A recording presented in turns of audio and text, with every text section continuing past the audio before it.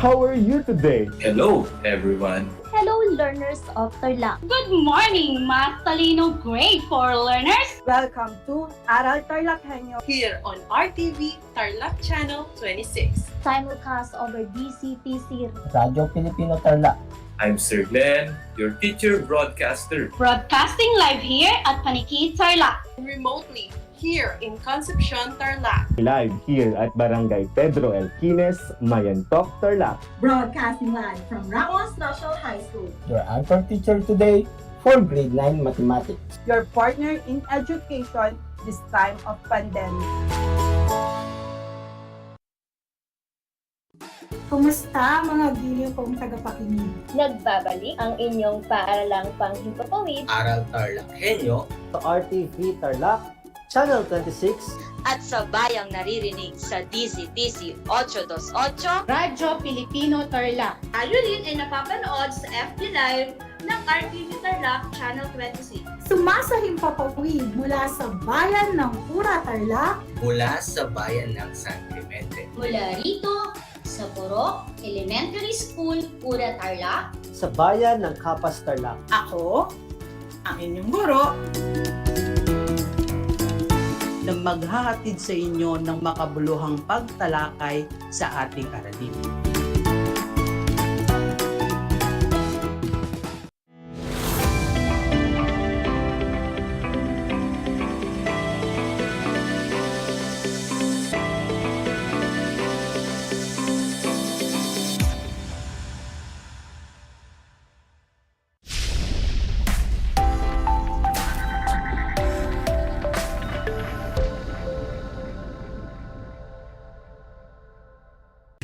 welcome sa ating Project Shine, Aral TarlakHenyo ng Schools Division of Tarlac Province.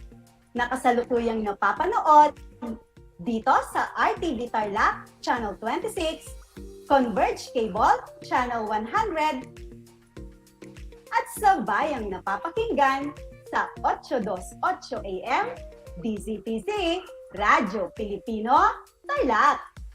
Magandang buhay, mabuting tao. Kamusta kayo, mga giliw naming tagapakinig? Ang aking pagbati at paghanga sa inyong pagpapahalaga sa edukasyon at pagpupursiging matapos ito ng nagtatagumpay sa kabila ng hamon ng pandemya. Ako ang inyong guro sa edukasyon sa pagpapakatao, ika-4 na baitang, Ginang Mabel C. Manaloto, sumasahimpapawid mula sa bayan ng Kamiling, lalawigan ng Tarlac. Nasasamahan at gagabayan ka sa Most Essential Learning Competency na nakatutulong sa pagpapanatili ng kalinisan at kaayusan ng kapaligiran saan man sa pamamagitan ng segregasyon o pagtapon ng mga basurang nabubulok at di nabubulok sa tamang lagayan. Natitiyak kong kayo ay handang-handa ng mga anak sa ating pagpapatuloy ng ating aralin sa araw na ito. Maging alerto at listo sa anumang impormasyong magbibigay sa atin ng inspirasyon, pag-asa at aral sa buhay na makatutulong sa pagiging mabuting tao. Bago natin simulan ang bago nating leksyon, nais ko munang ipaalala sa inyo ang inaral ninyo noong nakaraan. Natatandaan niyo pa ba ang mga ito? Mabuti naman kung oo ang inyong sagot. Tungkol saan nga ulit ang inyong inaral? Ang inyong tinalakay ay tungkol sa pagsunod sa mga batas at mga panuntunang pinaiiral sa kapaligiran kahit walang nakakakita, higit lalo ang pagbabawal ng pagmimina upang maiwasan ang landslide. Bakit kaya kailangang ipagbawal at ihinto na ang pagmimina sa mga kabundukan? Kung ang sagot nyo ay kailangang ipagbawal at ihinto na ang pagmimina upang maiwasan ang paglambot ng lupa na nagiging dahilan ng landslide, kayo ay tumpak. Ano ba ang mangyayari kapag nagkaroon ng landslide? Kung ang sagot nyo naman mga anak ay, kapag nagkaroon ng landslide, ay maraming kabahayan ang matatabunan na magiging sanhi ng pagkamatay ng mga tao at pagkasira ng mga ari-arian na nakatira sa ibaba ng bundok, kayo ay tama. Ang huhusay naman ninyo mga anak, talagang natandaan nga ninyo ang nakaraang aralin. Ngayon ay humanda na tayo para sa panibagong leksyon. Handa na ba kayo? Makinig na ng mabuti dahil magsisimula na ang ating talakayan. Ang ating leksyon ngayong araw mga bata ay tungkol sa segregasyon o pagtapon ng mga basurang nabubulok at di nabubulok sa tamang lagayan. May papakita akong larawan mga bata. Ano kaya ang masasabi ninyo sa larawan? Ang larawan ay tungkol sa mga uri ng basura na kadalasang nakikita natin sa ating tahanan, pamayanan, at kapaligiran. Sa panahon ngayon ay nagkalat ang mga basura sa ating paligid. Ang mga tao ay walang disiplina at kung saan-saan na lang itinatapon ang mga basura. At ang mga ito ay magkakahalo pa. Magkakasama ang mga bote, plastic, balat ng prutas, papel, balat ng gulay, at mga lata. Alam niyo ba na malaki ang epekto nito sa ating kapaligiran? Oo mga anak, nakasisira ito sa ating inang kalikasan. Kaya ito ay isa sa napakalaking problema, hindi lang ng ating bansa, kundi pati na rin sa buong daigdig. Anak, alam niyo ba kung paano paghiwa-hiwalayin ang mga basura? Ginagawa niyo ba ito? O baka naman pinaghahalo-halo niyo lang din ang mga basura ninyo sa bahay? Ngayong umaga ay may babasahin tayong tula na aking isinulat tungkol sa segregasyon sa basura. Alamin ninyo sa tula mga bata kung bakit kailangan natin ang segregasyon sa basura at kung bakit napakahalaga nito. Handa na ba kayo? Simulan na natin!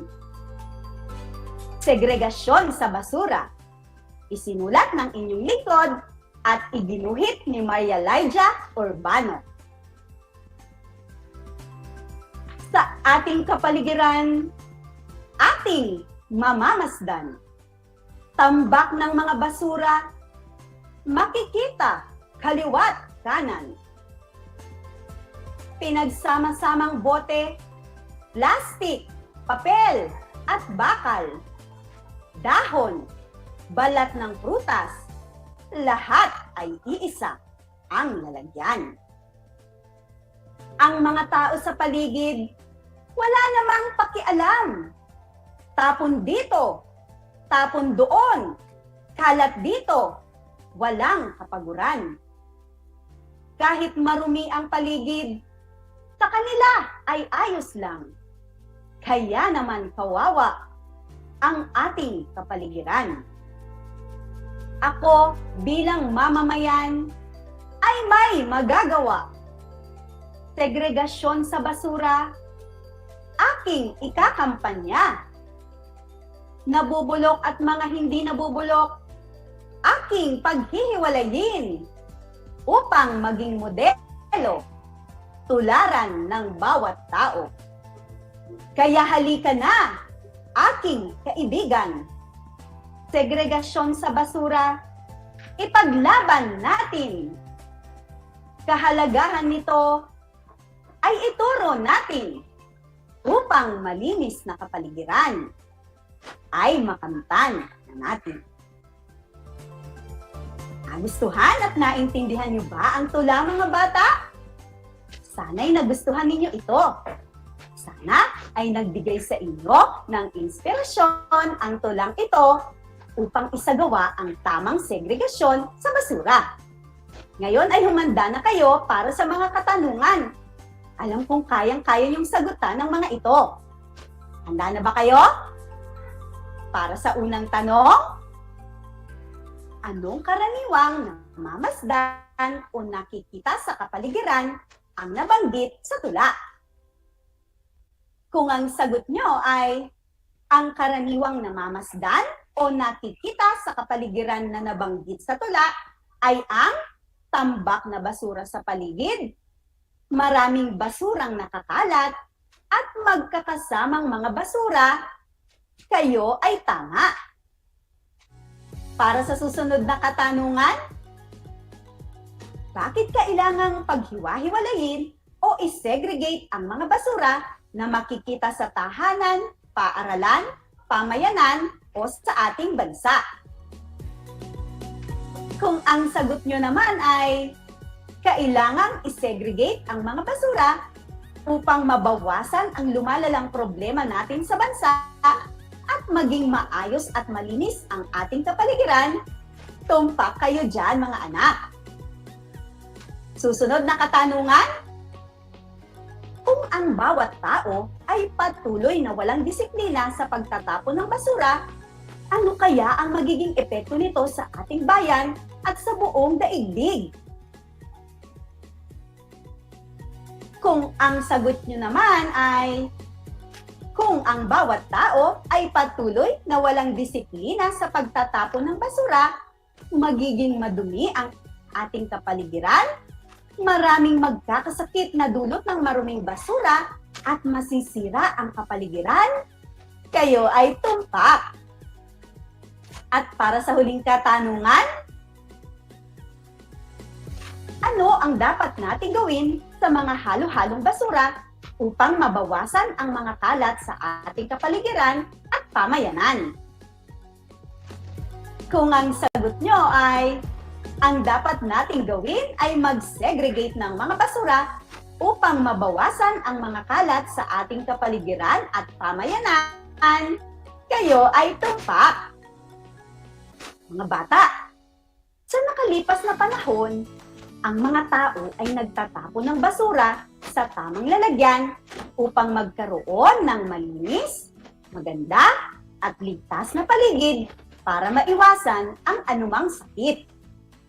Sa mga bakuran ng ating mga tahanan, nandoon ang walis at dustpan na palaging ginagamit sa paglilinis sa ating bakuran. Ang malinis na paligid ay nagdudulot ng bawat saya sa bawat isa. Tama ba ako? Ngunit sa panahon ngayon ay wala ng disiplina ang mga tao sa pagtatapon ng basura. Tingnan ninyo ang larawan ng trahedyang naganap sa Payatas taong 2000, natapunan ng mga basura sa Quezon City. Dahil sa walang tigil na pag-ulan, ay gumuho ang mga tambak na magkakahalong basura sa Payatas na naging sanhi ng pagkasira ng mga kabahayan ng maraming tao at pagkamatay ng ilang tao. Ang trahedyang ito ang nagbukas sa isip ng mga tao na ang maling practice o paraan ng pagtatapon ng basura ang naging dahilan ng pagkawala ng maraming buhay at ari-arian ng mga tao. Dahil dito, sinimulan ang proyekto na magkaroon ng tamang segregasyon o paghiwa-hiwalay ng basura saan mang panig ng ating bansa. Nagkaroon ng malawakang kampanya sa Oplan Segregasyon. Hanggang sa ngayon, ay patuloy na hinihimok at tinuturuan ang bawat mamamayan upang hindi na muling mangyari ang trahedya tulad ng naganap sa Payatas. Narito mga bata, ang tamang paraan ng tamang pamamahala sa ating mga basura. Ang mga basurang nabubulok o mga basurang nade-decompose mula sa pinagbalatan ng mga gulay at prutas ay maaaring gawing pataba sa ating mga tanim na halaman sa pamamagitan ng composting o ang pagkontrol na pag-agnas ng mga organikong bagay sa tulong ng mga microorganisms tulad ng bakterya at fungi. Ang mga nare-resiklo o mga basurang maaari pang pakinabangang muli tulad ng mga lumang timba, galon, mga plastic cups ay maaaring pagtaniman ng mga gulay, puno at iba pang uri ng halaman.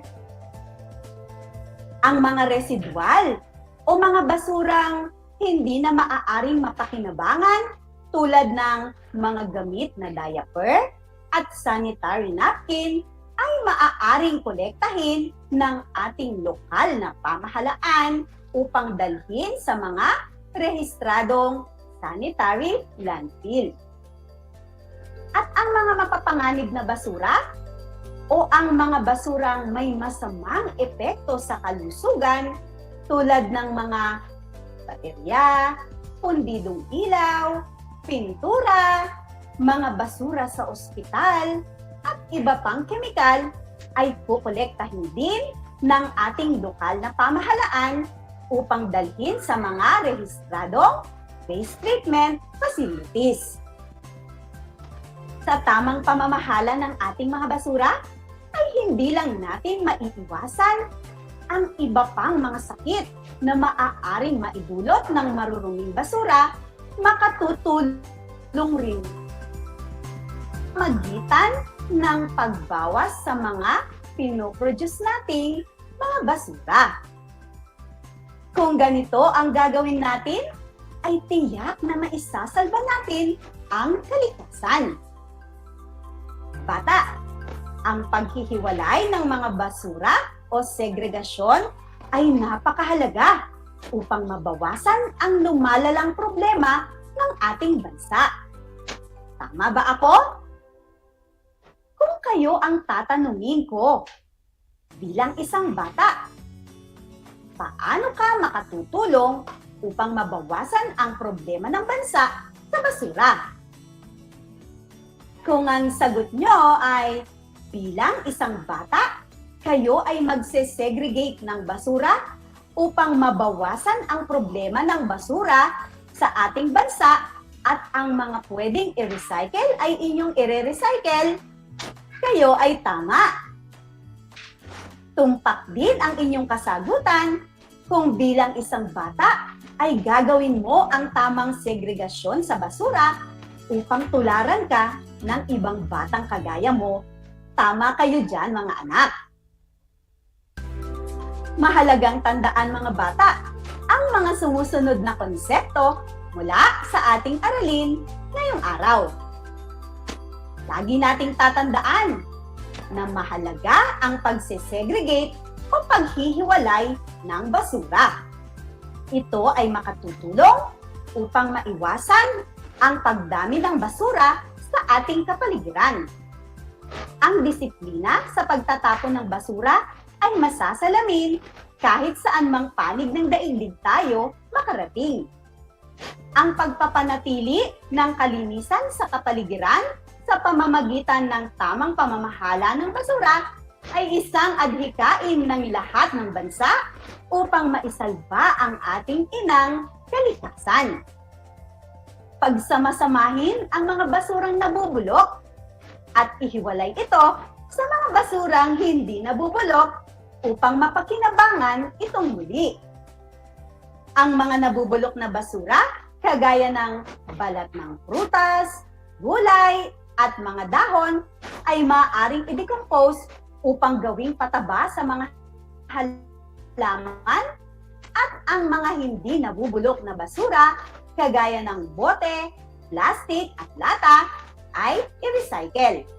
Kapag ito ay naging practice na ng bawat isa, ito ay isang magandang halimbawa na maipamamana sa mga susunod na salinlaki. Kaya't kumilos na tayong lahat upang makatulong sa pagpapanatili ng kalinisan at kaayusan ng kapaligiran, hindi lang sa ating bansa, kundi pati na rin sa buong daigdig. Kaya halina kayo mga bata at mag-segregate na tayo ng basura. Isang talakayan na naman ang malapit ng matapos. Ako ay masayang-masaya sa ipinapakita ninyong aktibong pakikibahagi sa ating aralin ngayong araw. Higit sa lahat ang inyong pagmamahal sa edukasyon. Ipagpatuloy ang kagandahang asal na ito mga anak, hakbang tungo sa katuparan ng inyong mga pangarap sa hinaharap. Sa puntong ito, panahon na upang alamin kung kayo ay may natutunan mula sa ating aralin sa pamamagitan ng munting pagsusulit. Sa lahat ng nanonood sa FB Live, gamitin ang FB chat box para sa inyong mga kasagutan. Ihanda naman ang panulat at sagutang papel sa lahat ng mga nanonood sa telebisyon at nakikinig sa radyo. Para sa unang gawain, tingnan at tukuyin ang mga larawan ng basura. I-comment kung saang basurahan mo ito ilalagay. Bubulok o hindi nabubulok. Para sa unang larawan,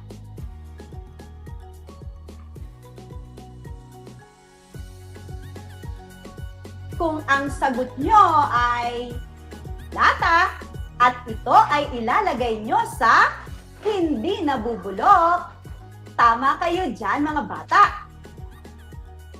Ikalawang larawan,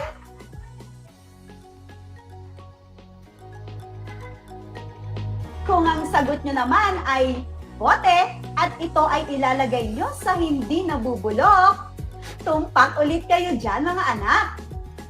Sunod na larawan,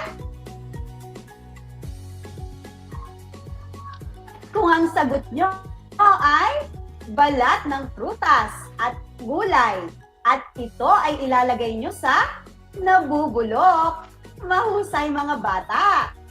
Tama ulit kayo dyan. Sunod na larawan,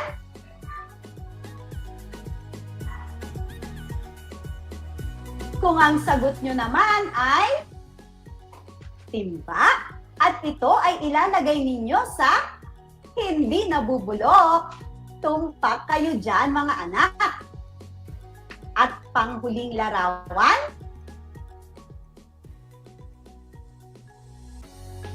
kung ang sagot nyo ay tuyong dahon at ito ay ilalagay nyo sa nabubulok, tama kayo dyan mga anak. Para naman sa susunod na gawain, i-comment ang masayang mukha kung nagpapakita ito ng wastong pagtatapon ng basura at malungkot na mukha naman kung hindi. Unang bilang,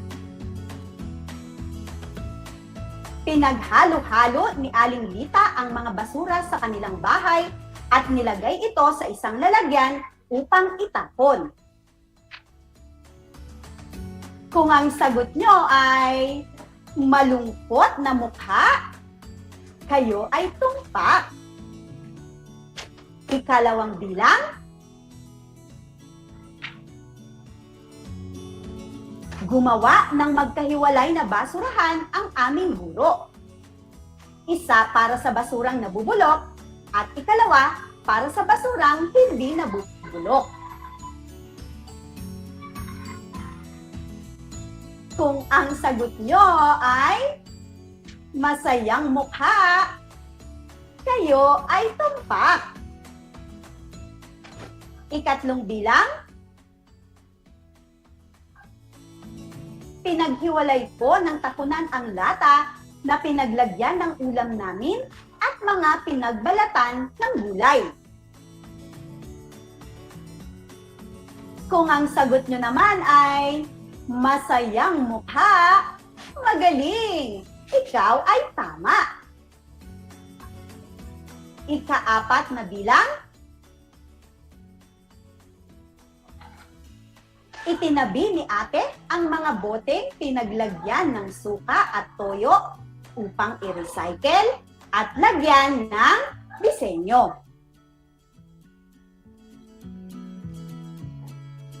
Kung ang sagot nyo ay masayang mukha, kayo ay tama. At panghuling bilang, nagpatupad ng kautusan ang aming kapitan ng segregasyon sa basura at lahat ay kailangang sumunod.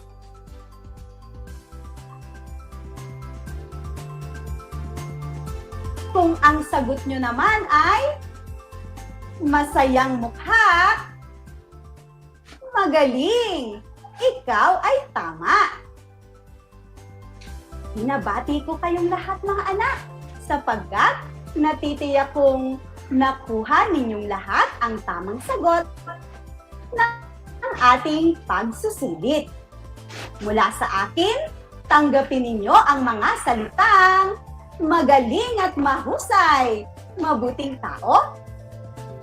Bata, ako ay naghanda ng mga gawain at refleksyon sa inyong learning activity sheets.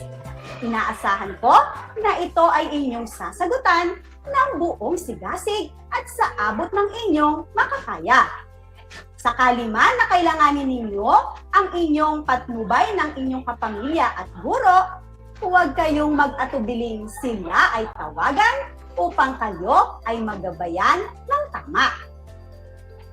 Panalangin ko na anumang konsepto, higit lalo ang mga aral sa buhay na inyong natutunan sa araw na ito, ay inyong maisa sa buhay sa araw-araw. Muli, ako ang inyong guro sa edukasyon sa pagpapakatao, Baitang 4, Ginang Mabel C. Manaloto, mula sa bayan ng Kamiling, na nagpapaalala na piliing maging mabuting tao sa lahat ng panahon at pagkakataon. Hanggang sa muli, paalam!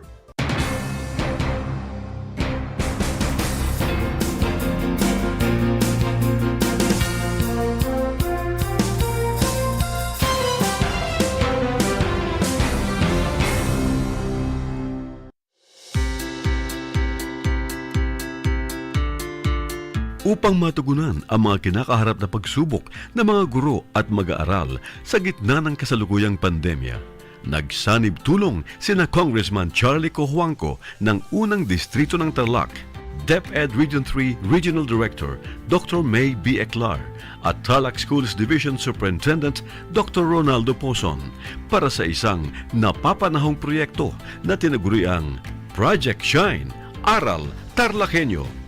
Ang mga mag-aaral ng Grade 4 at Grade 5, ganon din ang Grades 8 and 9 sa buong probinsya ng Tarlac, kasalukuyang sumasailalim sa radio-based instruction.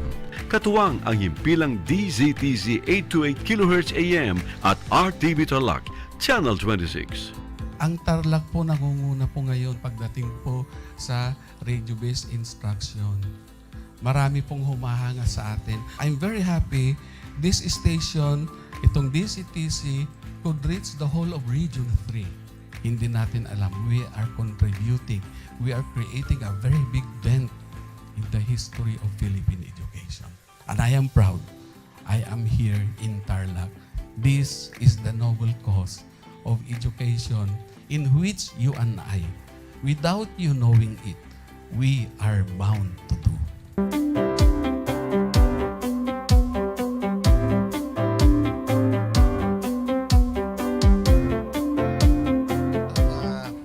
Project natin na Project Shine is a natural consequence dahil sa nangyari sa buong mundo. Let's continue to work together. I think it's very Filipino to practice bayanihan in anything or most of the things that we do. And this is a manifestation of that. No? We have private sector, we have DEPED, we have local government, all working together. And I hope the parents of some of these children, especially the parents that did not graduate from school or hindi nakapag-aral nung sila ay bata, sana naman gamitin na nila itong opportunity na mag-schooling na rin sila kasama ng mga anak nila. para magbanding pati ang mga magulang sa mga bata. I look at this as doing God's work. Diba? So if you do God's work, it feels right.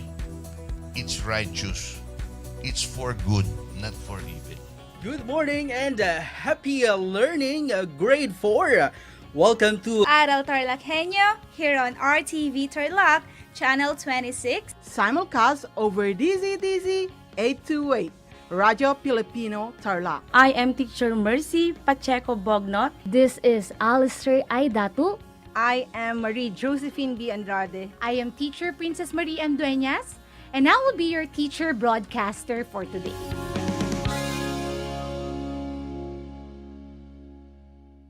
Did you know that children learn more when they initiate an activity and are actively engaged in it? This is your science teacher broadcaster, Princess Diana L. Ronquillo for Aral TarlakHenyo. Let's learn science together on Aral TarlakHenyo. Catch us live every Monday to Friday from 8:30 a.m. to 5:30 p.m. Watch Aral TarlakHenyo on RTV Tarlac, Channel 26, simulcast over Radio Filipino, DZTC 828 kHz, and streamed live on FB page and YouTube channel of RTV Tarlac, Channel 26.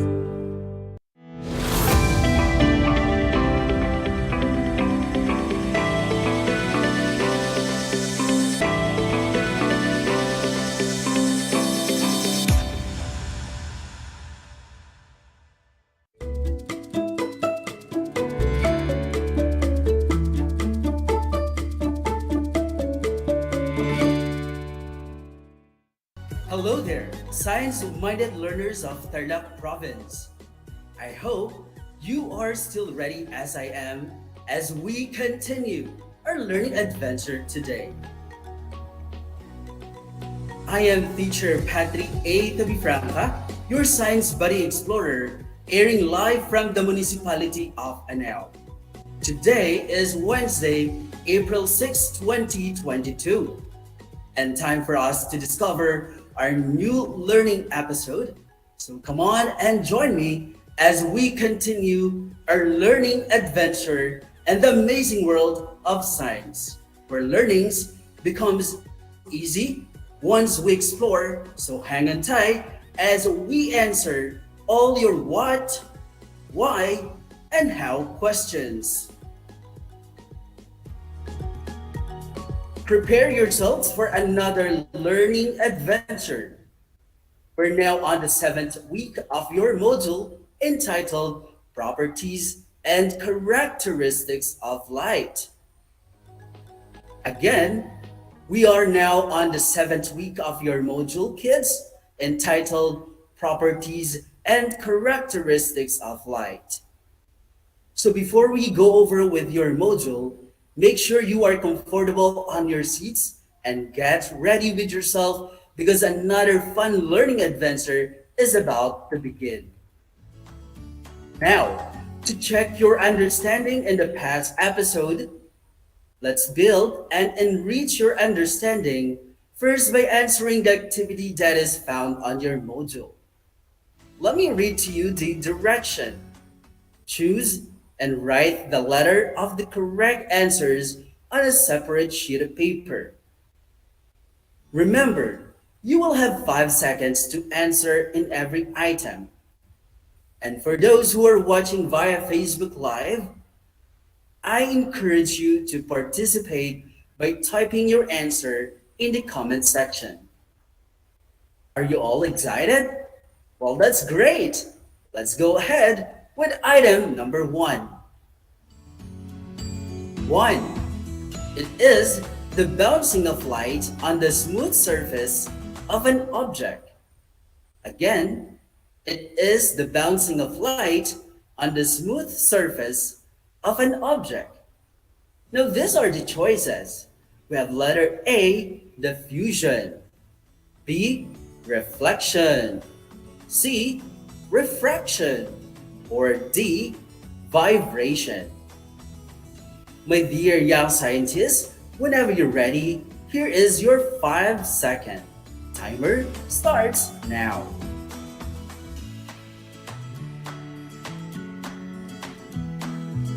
And there you go.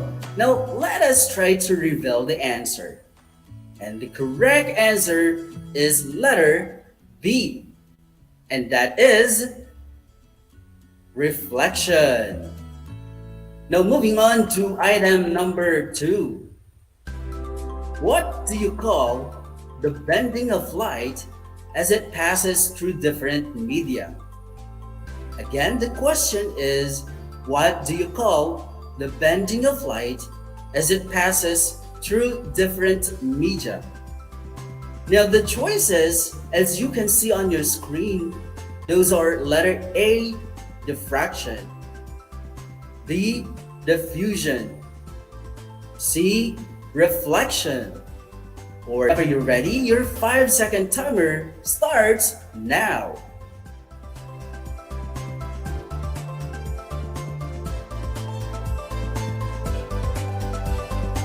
Alright, so time's up, class. Let us try to reveal the correct answer for item number 2. Now, the correct answer is letter D, and that is refraction. Now moving on to item number 3, and the question is, what happened when light meets a thick dark colored surface? Again, what happens when light meets a thick dark colored surface? Now these are the choices, my dear young scientists. Letter A, light is refracted. B, light travels faster. C, light passes through it. Or D, light is blocked or obstructed. Your 5-second timer starts now.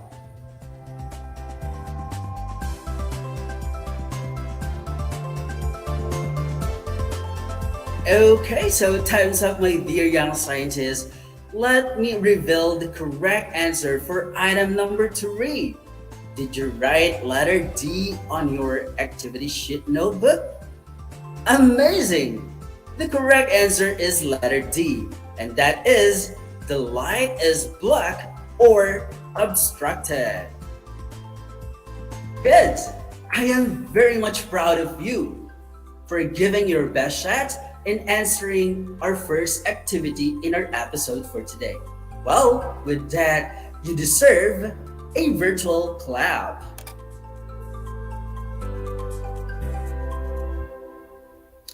And this time, kids, let me ask you a question. How do we see light, or how do we see things around us? Well, you would probably say it is because of our eyes that help us to see the objects or things around us, right? Well, let us try to prove your answer. So all you had to do, just listen to our episode and get ready with your module as well as your pen and a paper. Now, to know more about our episode today, let us first have an overview of our broadcast. So today, class, you are expected to develop through the lessons of your module. Number 1, you are expected to define what is light. Number 2, you are expected to identify the properties as well as the characteristics of light. But don't worry, your teacher broadcaster is here, and of course, you will have a deeper understanding of the lesson as we go on with our learning adventure. So stay tuned and listen attentively. Class, don't you know that the light travels very fast? And in fact, as you can see on your screen, it takes only 8 minutes and 17 seconds for the light to travel from the sun to Earth. Where the sun is 120 million kilometers away from the Earth, And that is very interesting, right? That means that the light always travels in a straight line unless it is obstructed by something or any object. So, to provide a clear understanding and discussion of the episode that you need to learn, let us try to do activity number 1 or our first experiment for today's episode. And the title of our experiment, that is to pass or not to pass. Now, what you need are the following: flashlight, glass slab, or a pieces of paper. Kids, remember, in doing your experiment at home, be careful in handling the materials while doing this activity or the experiment. Of course, that is through the guide of your parents or learning facilitator at home. Again, science-minded learners, do the activity carefully and strictly follow safety precautions found in each learning activity. Are you now excited? Well, let us explore and learn together. Now, the first thing that you need to do is hold your flashlight and turn it on. Then, at 10 centimeter from the flashlight, with a glass slab or a pieces of paper, observe what will happen to the beam of light each time and write your observation on your notebook.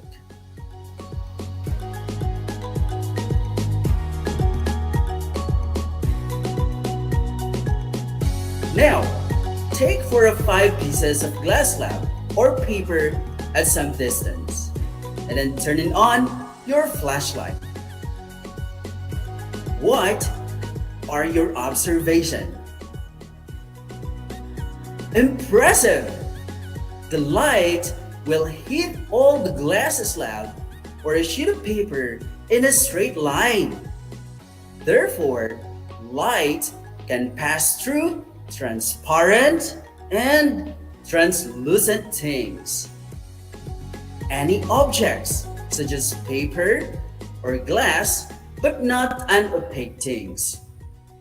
Now, try to stand in front of the flashlight or any source of light at home.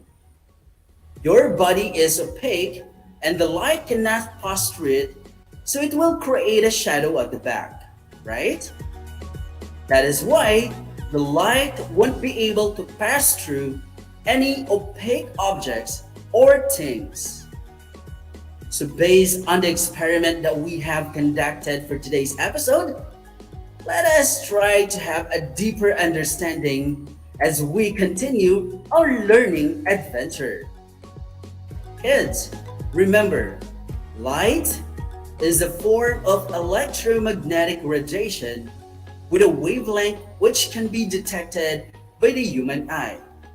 In fact, light travels in straight lines and sometimes it bounces back into the direction of the source. Let me emphasize that, my dear science-minded learners, that the light travels in straight lines and sometimes it bounces back into the direction of the source. In addition to that, light is coming from luminous object. And what is luminous? Well, luminous objects, these are objects that emit their own light, such as the light bulb, the sun, and the stars. Those are luminous objects. But sir, what about non-luminous object?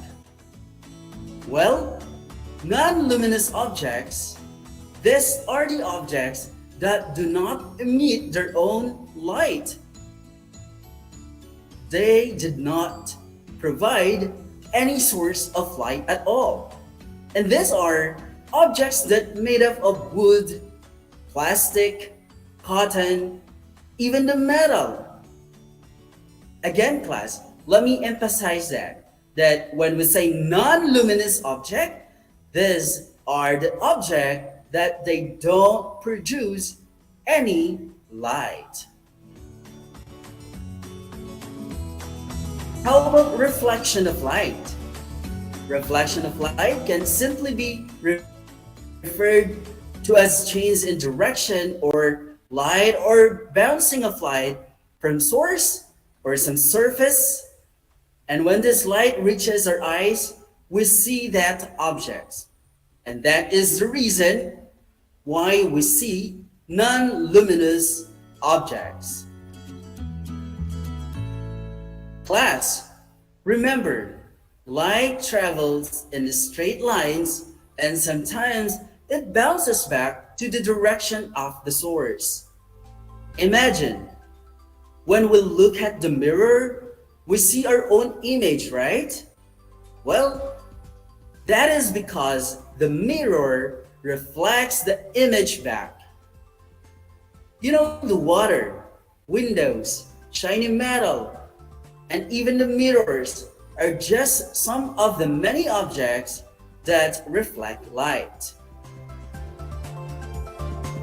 Now class, have you tried putting a pencil in a glass of water?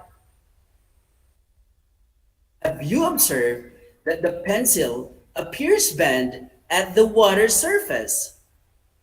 Well, that is because of the refraction of light. It is because the light cannot travel as quickly in the water as it does in the air. Remember, my dear young scientists, that the light bends around the pencil as you can see on your screen, causing it to look bent in the water.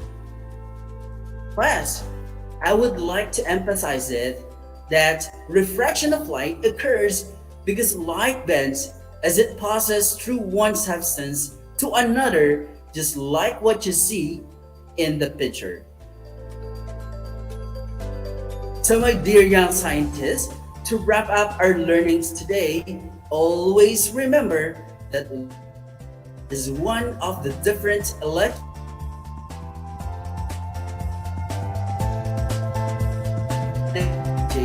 perceived by the unaided eye.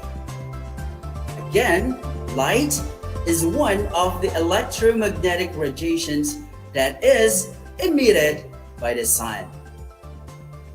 In addition to that, the light travels in straight lines and sometimes it bounces back into the direction of the source, and we call that as reflection. On the other hand, refraction is the ability of any light that travels from one type of material or any object to another, like air to water.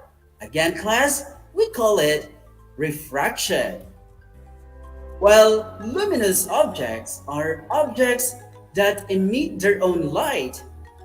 And like what I've mentioned to you a while ago, my dear young scientists, these are light bulb, the sun, and the stars.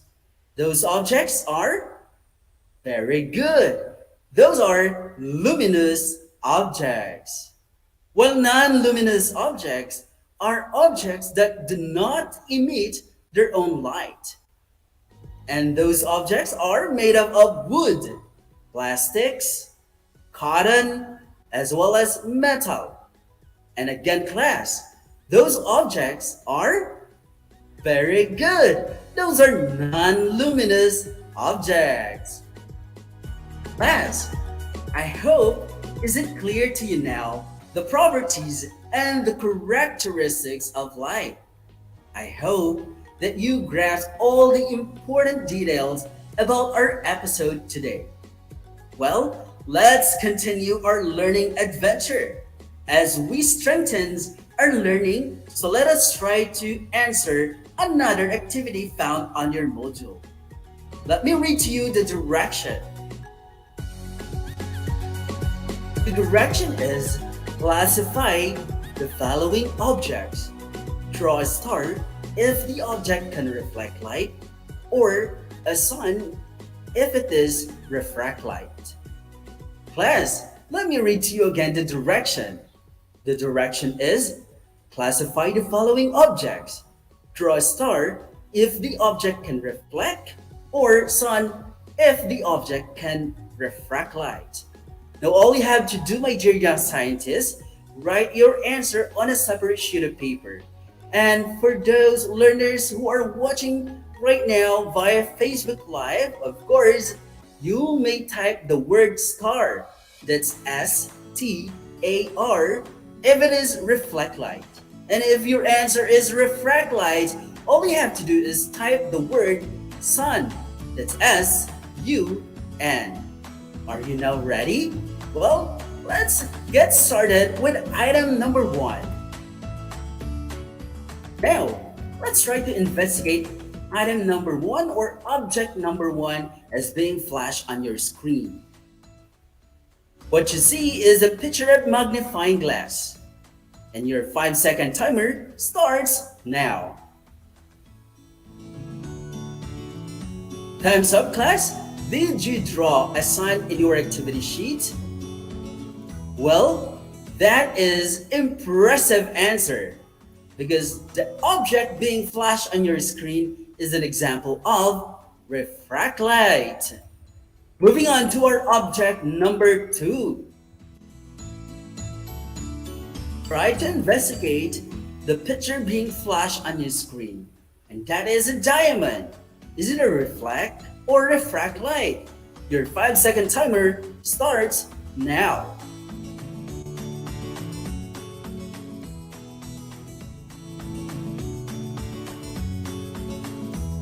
Alright, so time's up, class. Now let us try to reveal your answer. The correct answer for object number 2 is refract light.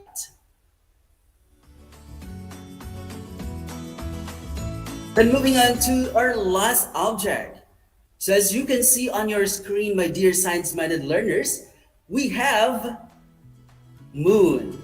Is it a reflect or a refract light? Your 5-second timer starts now.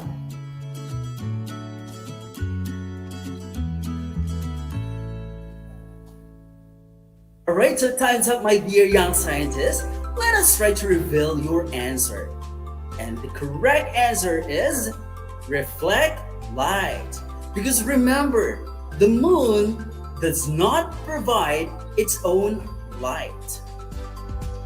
Class, let me congratulate you again for amazing performance in our third activity. Well, I'm sure you got all the perfect score, right? For that, you deserve a clap. And I'm very much confident that you were able to classify between reflect light and reflect light for today's episode. This time, in order to test your understanding and knowledge about reflection or refraction of light, let us try to answer another activity. Now let me read to you the direction for this activity. The direction is draw a check mark if the illustrations show reflection, or a cross mark if the material or the object show refraction. Are you ready? You will have 5 seconds to answer in every item. Let's have illustration number 1. Observe carefully and investigate the picture being flashed on your screen, whether the object is a reflection or refraction of light. Your 5-second timer starts now.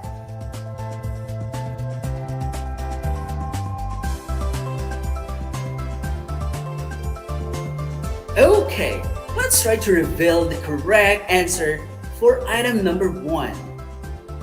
What is your answer? Did you write reflection? Well, you are impressive because reflection is the correct answer. Now let's have illustration number 2. Again, observe carefully the picture being flashed on your screen. And I'm sure that is very familiar with you. Whenever you're ready, your 5-second timer starts now.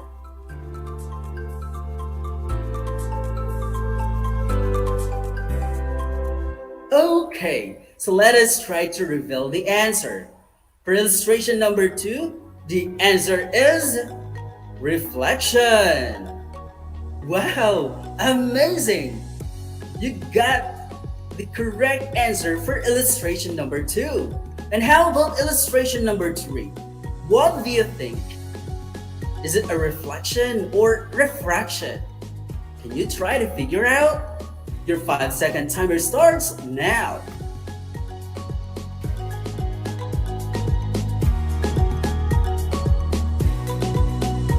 And time's up. So the correct answer is reflection. Kids, congratulations! Because I know you got a perfect score on this activity. With that, you really deserve a virtual clap. That's right, you really deserve that because you have an excellent performance in classifying different object illustrations, whether it is a reflection or refraction of light. So class, that would be all for today, and I hope that you grasp all the important details about our lesson for today. And that concludes our broadcast learning episode. I hope you were able to fully understand the properties and the characteristics of light.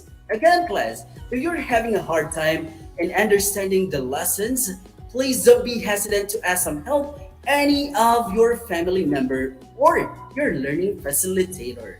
Again, get your module. Don't forget to write your name, grade, and section, and the date for today. This is your teacher broadcaster, Patrick A. Tavifranca, your science buddy explorer, and thank you for joining me in a short and exciting adventure.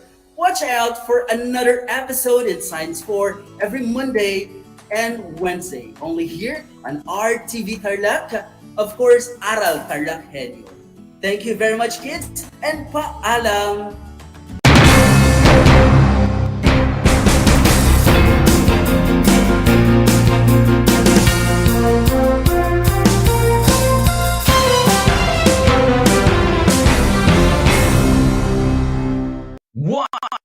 One FM.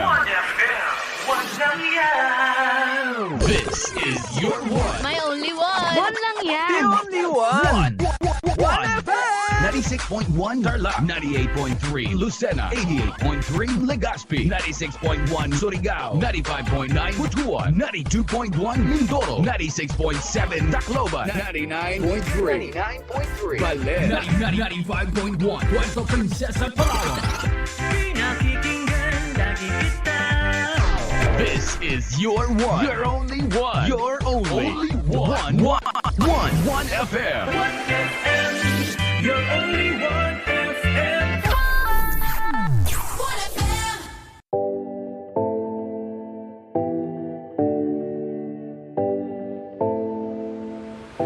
Alam niyo ba na ang 2014 Philippine Basketball Marathon ay ang pinakamahabang basketball match ayon sa Guinness World of Records?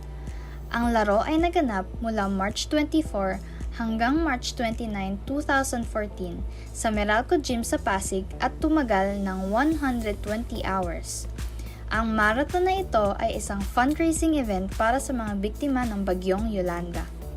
Alam nyo na, yan ang longest basketball match.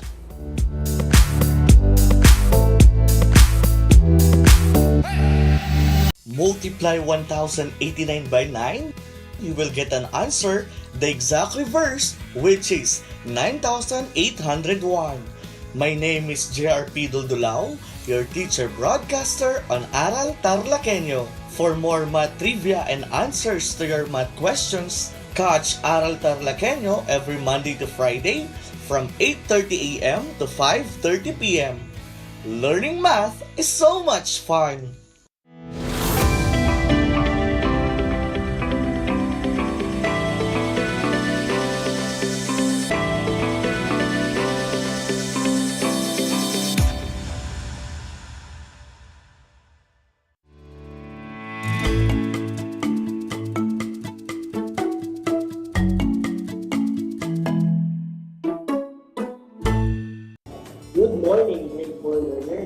Tarlac Province.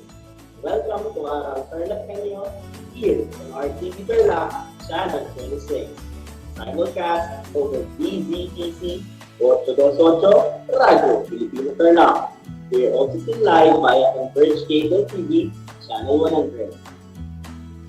Welcome to another journey of learning. This is Sir Ricardo T. Engineer, giving you this remote live broadcast all the way from Aral Tarlac. And it is my pleasure to be with you in this exciting learning adventure in Mathematics 4.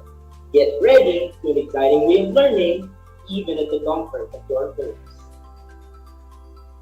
How are you today, grade 4 learners? I hope everyone is doing great. As we begin our lesson, make sure that you are seated comfortably so you can listen to me attentively. Make yourself clear with your learning activity sheets or self-learning modules, pen, and paper.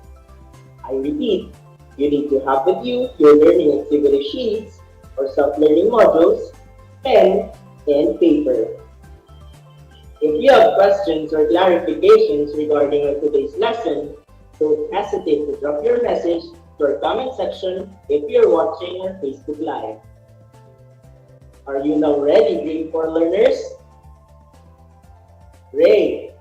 Brace yourselves as we're about to begin a fun-filled and exciting adventure in learning how to measure and find the perimeter of triangles, squares, rectangles, parallelograms, and trapezoids.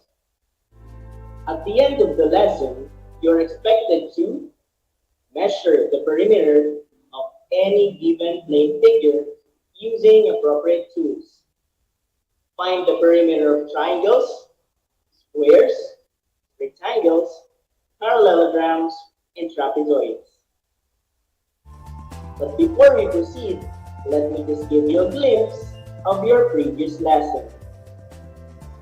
Let us recall our previous lesson on plane figures. Identify the plane figure being described. Write your answer on the blank. Are you ready? Fantastic. Let's begin with number 1. I have 3 sides and 3 angles. What am I? And the correct answer is triangle. Triangle has 3 sides and 3 angles.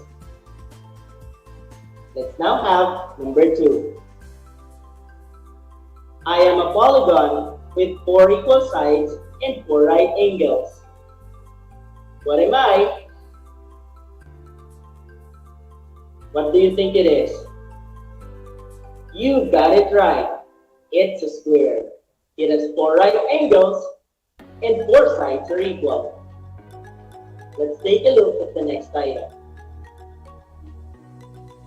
I am a flat closed shaped figure with 4 straight sides with 1 pair of parallel sides.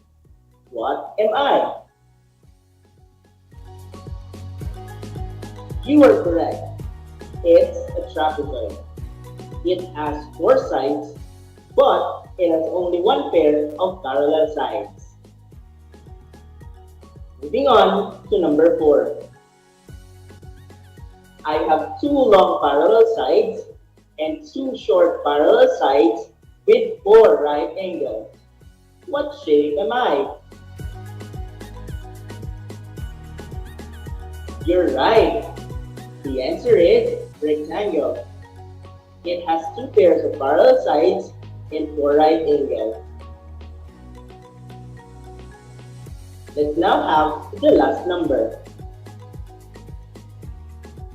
I am a quadrilateral with 2 pairs of opposite sides parallel but have no right angle. What am I? Great!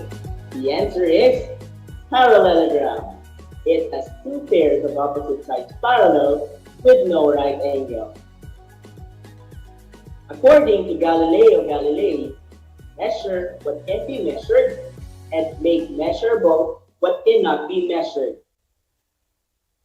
Yes, my dear grade 4 learners, we will talk about the art of measuring figures and objects around us using appropriate tools.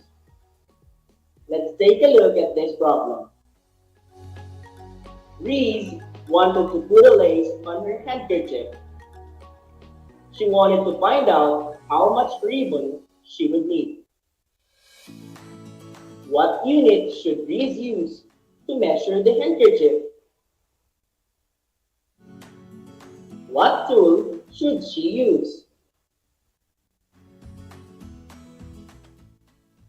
Can you identify the object? Yes, it's a ruler. A ruler is used to measure short objects or distances, such as the length of a desk. A ruler can measure objects and distances in millimeter, centimeter, foot, and inch. How about this object? What is this called? You got it right. It's a meter stick. A meter stick is a large ruler used for measuring sizes or long distances using the metric scale. A meter stick measures objects and distances in millimeters, decimeters, centimeter, and meter. Going back to Reese, what tool and unit can she use to measure the perimeter of her handkerchief? Is Reese measuring a short distance or a long distance? You are correct. Reese is measuring a short distance. She can measure the handkerchief in inches using a ruler. Are you still with me, grade 4 learners? Great! I believe that you're so much ready for the next activity. You have to choose the appropriate tool to use, whether it's a ruler or meter stick, to get the perimeter of the following items. Put a check on the correct tool. Starting off with the first item. A rectangular lock measures 12 meters long and 10 meters wide. A rectangular lock measures 12 meters long and 10 meters wide. What tool is more appropriate to use? Ruler or meter stick? You have 5 seconds to answer.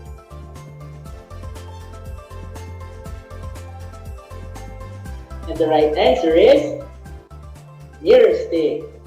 It is used to measure longer distances. Number 2 this time. I want to know the perimeter of the cell phone of my sister. I want to know the perimeter of the cell phone of my sister. What would I use? Ruler or meter stick? 5 seconds.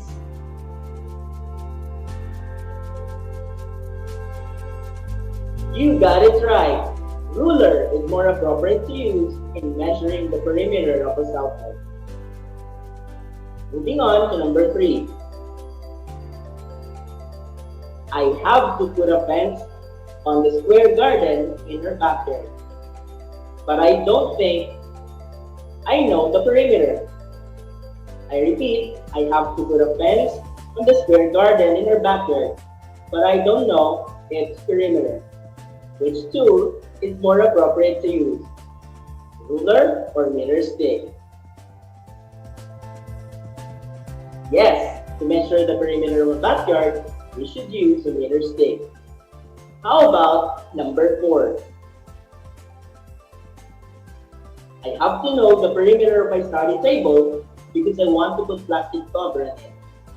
I have to know the perimeter of my study table because I want to put plastic cover on it. Will I use a ruler or a meter stick? I give you 5 seconds to answer.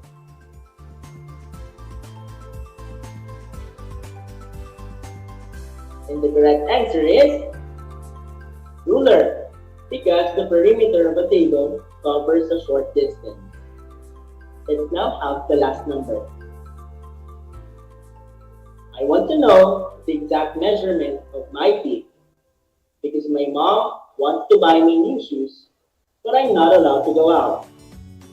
I want to know the exact measurement of my feet because my mom wants to buy me new shoes, but I'm not allowed to go out.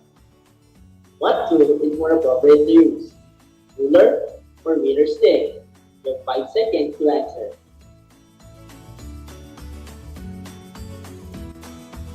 You got it right. Ruler is more appropriate to use in measuring your feet.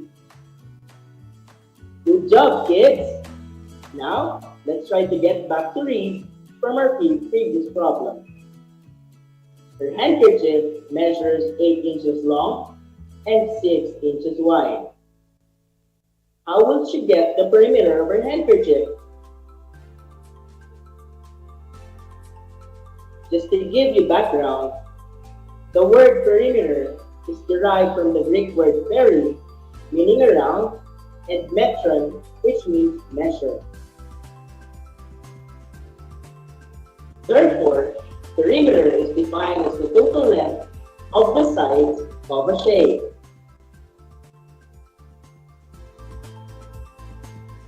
Where do we usually use perimeter in our lives?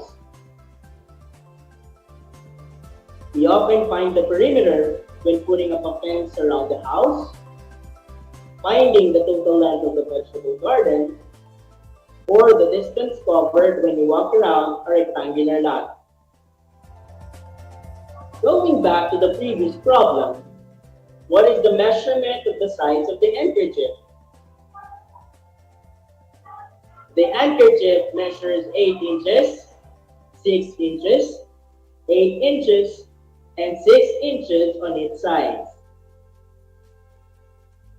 What is the distance around the handkerchief?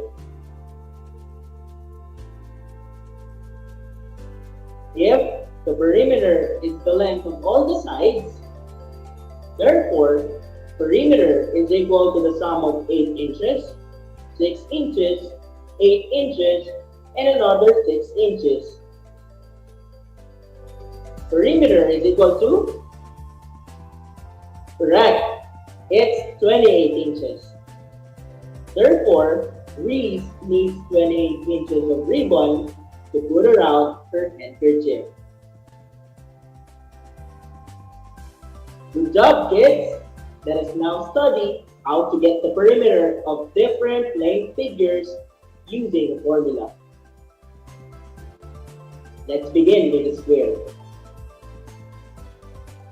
The formula in solving the perimeter of a square is P equals 4 times S, or S plus S plus S plus S, where S stands for the measurement of each side.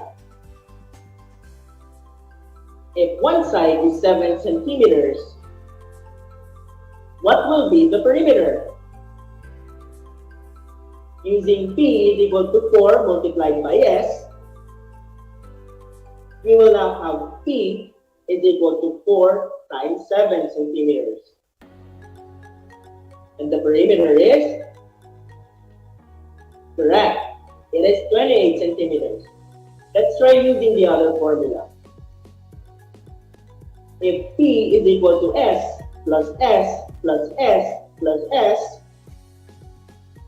we have P is equal to 7 centimeters plus 7 centimeters plus 7 centimeters plus another 7 centimeters.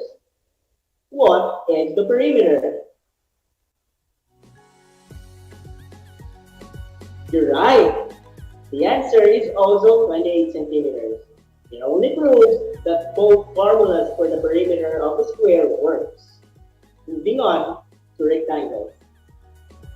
To solve for the perimeter, we have to multiply the sum of the length and width by 2, or twice the length plus twice the width.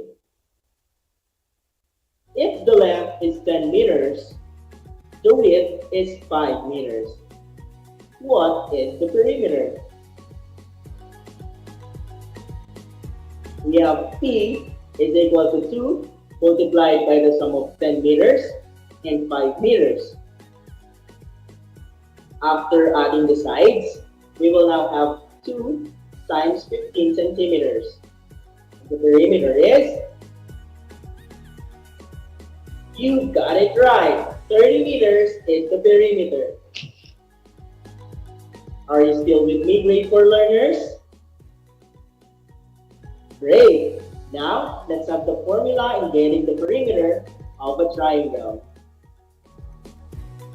A triangle's perimeter is equal to the sum of side A, side B, and side C. If each side measures 10 inches, 8 inches, and 5 inches, what is the perimeter? P is equal to 5 inches plus 10 inches plus 8 inches. So, what is the triangle's perimeter? Correct. The perimeter is 23 inches. Let's now have trapezoid. The sum of all the 4 sides of a trapezoid is its perimeter. What is the perimeter if each side measures 8 centimeters, 7 centimeters, 10 centimeters, and 7 centimeters? We have 8 centimeters plus 7 centimeters plus 10 centimeters plus 7 centimeters is equal to P. The perimeter will now be equivalent to,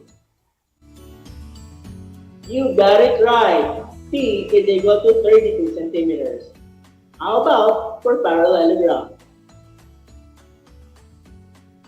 The formula in solving the perimeter of a parallelogram is multiplying the sum of the base and height by 2, or the sum of twice the height and twice the base.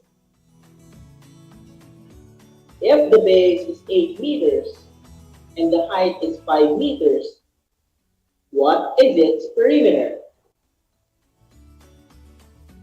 P is equal to 2 times the sum of 8 meters and 5 meters. 2 times 13 meters is equal to P. So, the perimeter is, you got it right, P is equal to 26 meters. Presented to you, grade 4 learners, is the figure and the formula in solving their perimeter.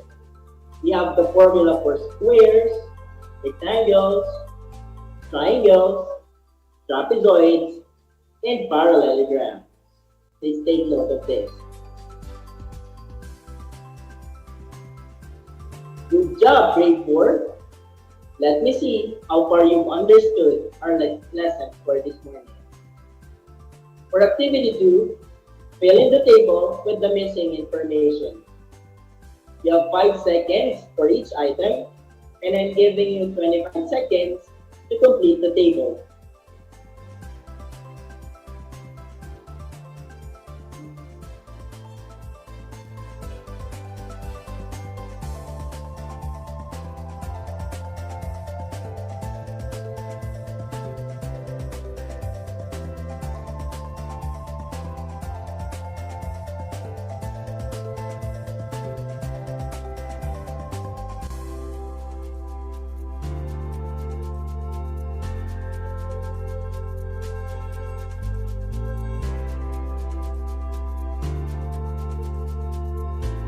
Your time is up, kids.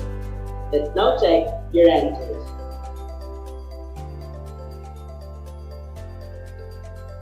For number 1, you may answer any of the 2. Rectangle is the right answer to number 2. For number 3, it's P equals A plus B plus C. P is equal to A plus B plus C plus D in number 4. And for the last one, The correct answer is parallelogram. Good job, kids! How about the like activity? Are you ready? Here's the direction. Choose the correct perimeter of the following figures. What is the perimeter of the triangle?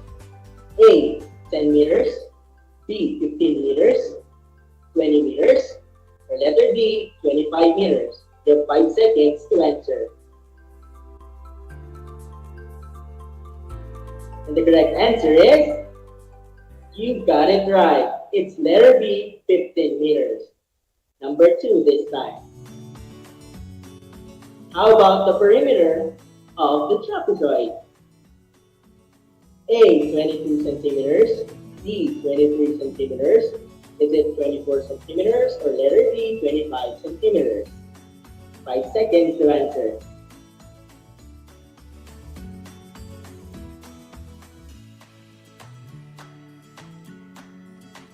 Correct. It's letter C, 24 centimeters. How about the next item?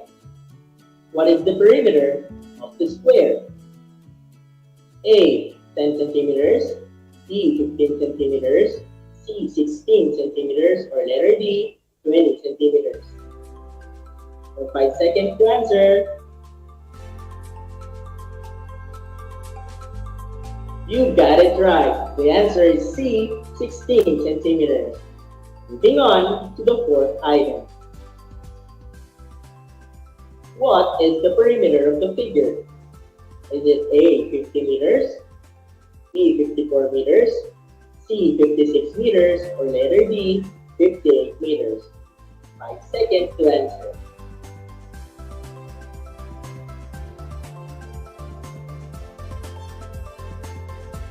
What is the correct answer? Correct. It's letter C, 56 meters. Last number. What is the perimeter of the parallelogram? What is the perimeter of the parallelogram? Is it A, 50 centimeters, B, 55 centimeters, or C, 60 centimeters, or letter D, 65 centimeters?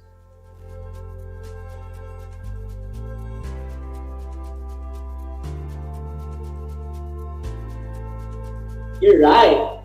It's letter A, 50 centimeters. Job well done, grade 4 learners. And for your post-listening and viewing activities, which means activities to be done after this broadcast, you may answer the remaining activities on your learning activity sheet or self-learning modules. There you have it, grade 4 learners. I hope you learned a lot today. For Ayan, take this saying from Dr. Seuss. The more that you read, the more things you will know. The more that you learn, the more places you'll go. Once again, you are tuned in to Aral TarlakHenyo here on RTV Tarlac, Channel 26. Simulcast over DZTC 828 Radio Filipino Tarlac. This is Sir Ricardo T. from Engineer, broadcasting live here at Aral Tarlac. Don't just have a good day, but have a great day instead. Thank you and God bless.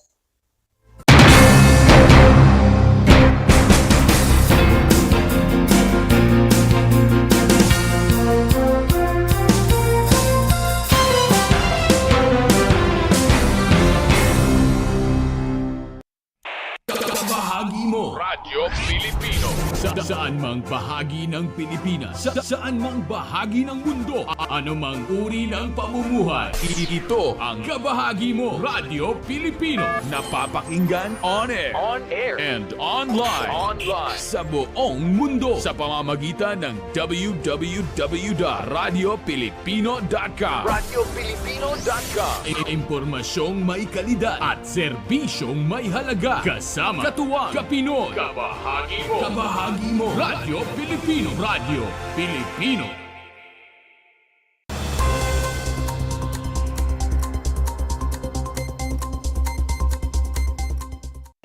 Your Miss Paniki 2023 is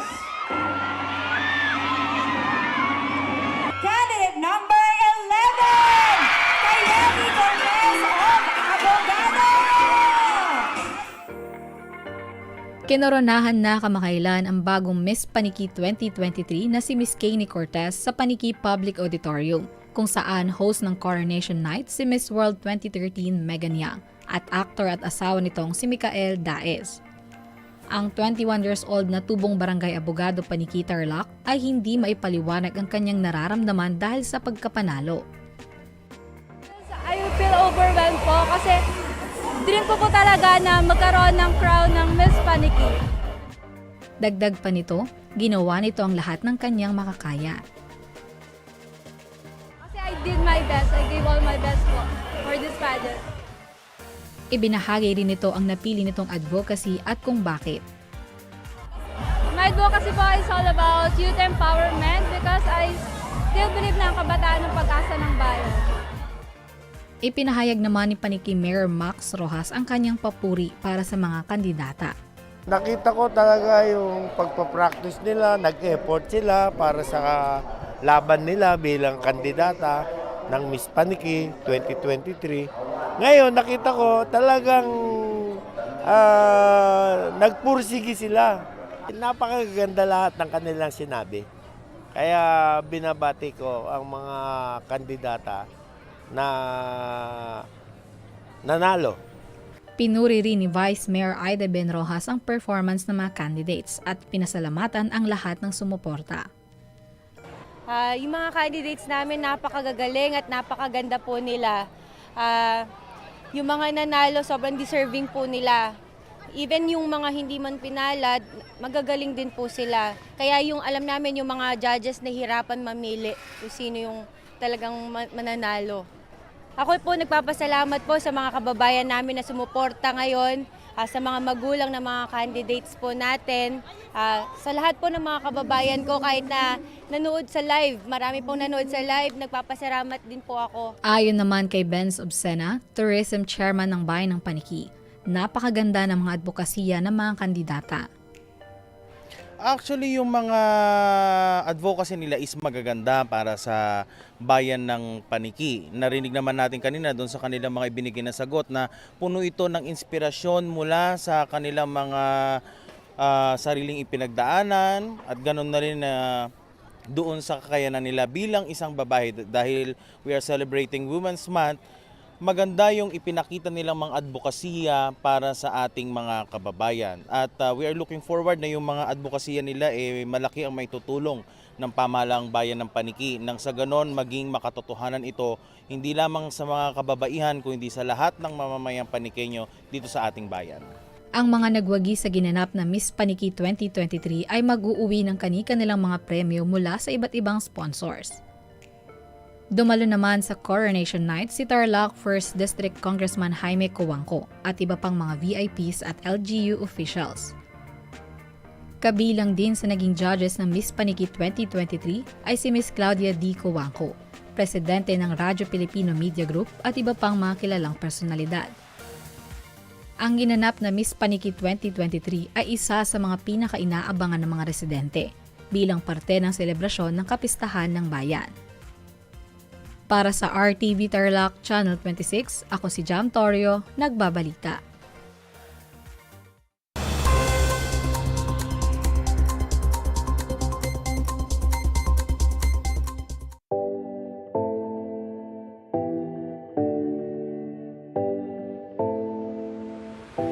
Alam niyo ba na ang 2014 Philippine Basketball Marathon ay ang pinakamahabang basketball match ayon sa Guinness World of Records? Ang laro ay naganap mula March 24 hanggang March 29, 2014 sa Meralco Gym sa Pasig at tumagal ng 120 hours. Ang marathon na ito ay isang fundraising event para sa mga biktima ng bagyong Yolanda. Alam niyo na, yan ang longest basketball match.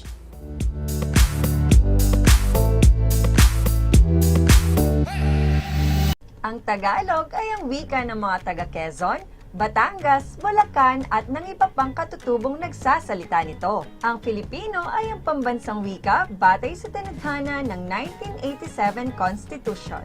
Tara na at matuto ng salitang Filipino. Manood at makinig ng Aral TarlakHenyo sa RTV Tarlac, Channel 26 at sa Bayang Naririnig sa Radyo Pilipino, DZTZ 828 at napapanood din live sa FB page at YouTube channel na RTV Tarlac Channel 26. Manood at matuto ng ating mga aralin sa Pilipino. Dito lang yan sa Aral TarlakHenyo. Ako si Ma'am Crystal May Aquino, ang inyong teacher broadcaster sa Pilipino.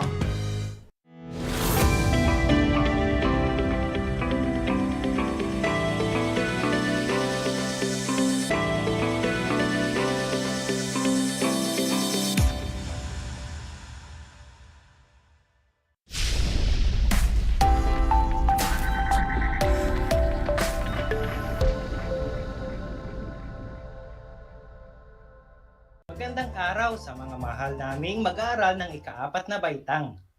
Maging sa mga magulang na walang sawang nakaantabay sa bawat talakayan.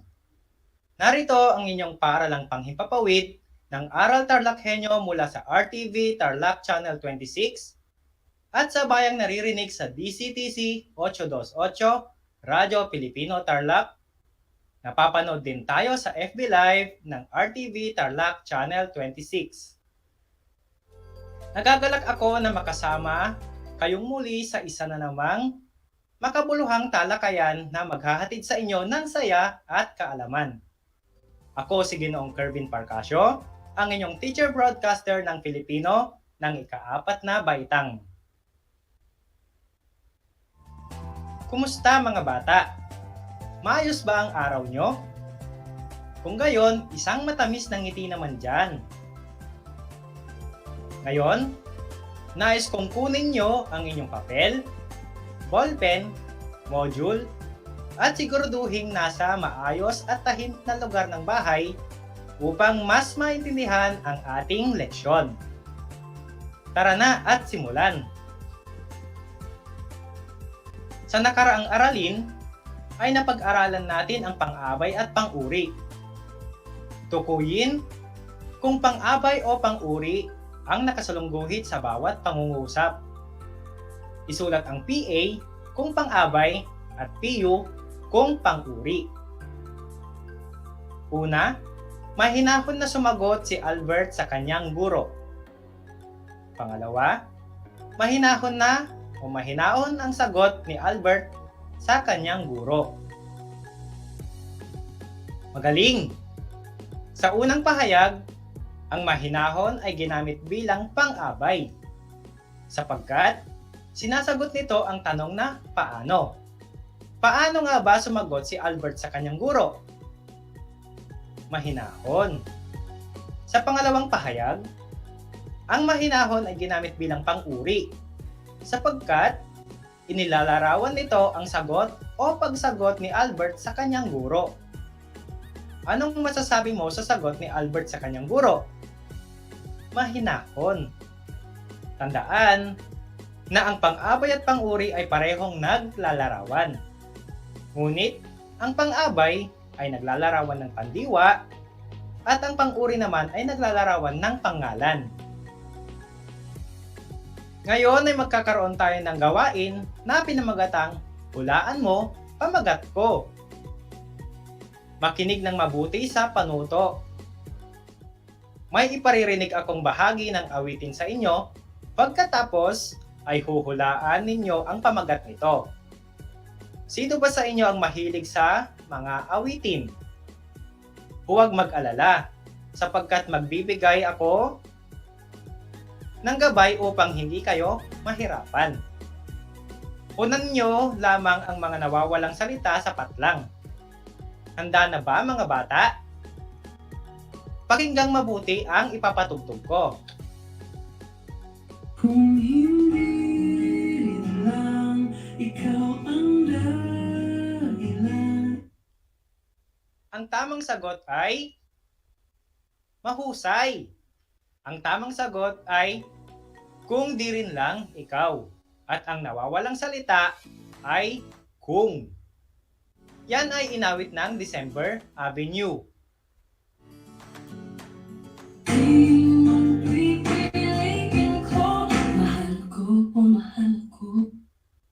Ano ang wastong sagot mga bata? Magaling!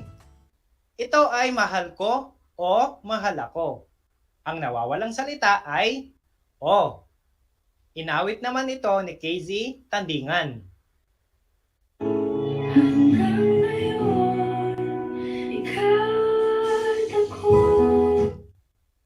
Ang tamang sagot ay tama. Ito ang awit na Ikaw at Ako na kinanta ni Moira de la Torre. At ang nawawalang salita ay at. Mahusay mga bata. Halatang mahilig kayo sa awitin ngayon. Sa ating ginawang gawain, ano ulit ang mga salitang nawawala sa pamagat ng kanta? Magaling! Ang at, kung, at o. Alam nyo ba na ilan lamang yan sa mga salita na ginamit para pag-ugnayin ang mga salita, parirala, sugnay, o pangungusap? Ito ay tinatawag na pangatnig. At ang pangatnig ay paksang tatalakayin natin ngayon. Ano ulit ang ating tatalakayin? Pangatnig. Bago natin simulan ang ating paksa, mayroon muna akong itatanong sa inyo. Naranasan nyo na bang dumaan sa tulay? Ang nasa larawan ay ang tulay sa Estepona Pura Tarlac. Ano kaya ang pangunahing layunin nito? Bakit kaya may tulay? Mahusay. Ito ay binubuo upang makatawid tayo sa isang lugar. Kung mapapansin nyo, ang tulay ay nag-uugnay ng mga lugar sa isa pang lugar. Kung titingnan natin, may ihahalin tulad ko ang pangatnig sa tulay sapagkat ito ay nag-uugnay ng mga salita, parirala, sugnay o pangungusap. Ayan, mukhang mayroon na kayong ideya sa pangatnig. Ano nga ba ang pangatnig?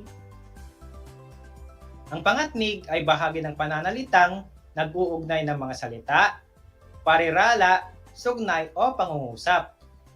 Ang kahalagahan ng pangatnig ay ginagamit ito upang magbuklod, manalungat, maglinaw, manubali, maghalintulad, magbigay katwiran, at pwede ring bilang panapos.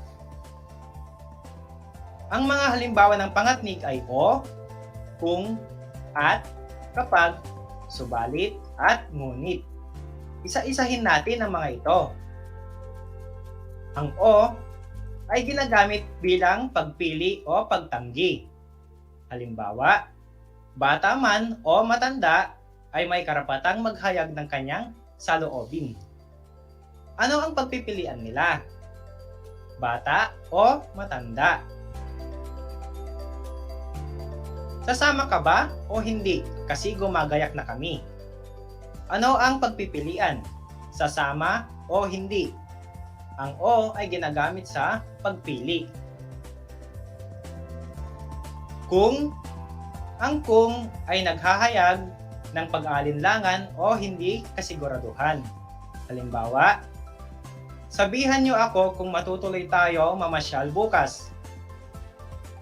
Maaaring may ibang aktibidad o gawain kaya hindi sigurado. Sabihin mo ng maaga kung sasama ka ngayon. Inuulit ko, ginagamit ang kung kapag nagpapahayag ng pag-aalinlangan. Ang at naman ay nagsasaad ng pagpuno o pagdaragdag. Masunurin at responsable si Mike. Hindi lamang siya masunurin, ano pa raw? Siya rin ay responsable. Ang mga prutas at gulay ay masustansyang pagkain. Kumakain ba kayo ng prutas at gulay mga bata? Mabuti kung ganon. Lalo na ngayon na kailangan nating palakasin ang ating resistensya para di kapitan ng anumang virus. Ang kapag naman ay naghahayag ng kasiguraduhan. Halimbawa, laging mag-ingat kapag tumatawid sa kalsada. Ang ibig sabihin, mag-ingat palagi sa pagtawid sa kalsada. Pangalawa, Makinig ng mabuti kapag nagtuturo ang guro. Ibig sabihin, dapat makinig ng mabuti sa guro habang nagtuturo. Ang subalit at ngunit naman ay ginagamit kapag sinasalungat ng unang bahagi ng pangungusap ang ikalawang bahagi nito. Maaaring positibo ang unang pangungusap at ang kasunod nito ay negatibo. Halimbawa, mataba si Nene ngunit siya ay sakitin. Ang positibo rito ay mataba si Nene at ang negatibo ay siya ay sakitin, kaya ginamit ang ngunit. Masaya ang umakyat ng bundok, ngunit nakakapagod nga lang. Ang mga yan ay ilan lamang sa mga halimbawa ng pangatnig. Maliwanag ba mga bata? Uulitin ko, ang pangatnig ay bahagi ng pananalitang nag-uugnay ng mga salita, parirala, sugnay, o pangungusap. Magbibigay ulit ako ng halimbawa upang lubusan niyong maunawaan ang ating paksa. Ngunit, ikaw naman ang maghahanap ng pangatnig sa mga sumusunod na pangungusap. Bibigyan ko kayo ng 1 minuto upang hanapin ang pangatnig. Isulat ang inyong sagot sa papel. Maaari din kayong mag-comment sa ating FB Live broadcast. Narito ang iba pang mga halimbawa. Una, si Dan ay mabait at masipag. Pangalawa, si Maria ay nag-iisip kung ano ang kanyang gagawin. Pangatlo, babae o lalaki, pantay-pantay sa mata ng Diyos. Pang-apat, magandang mag-alaga ng pusa, subalit may hika ako.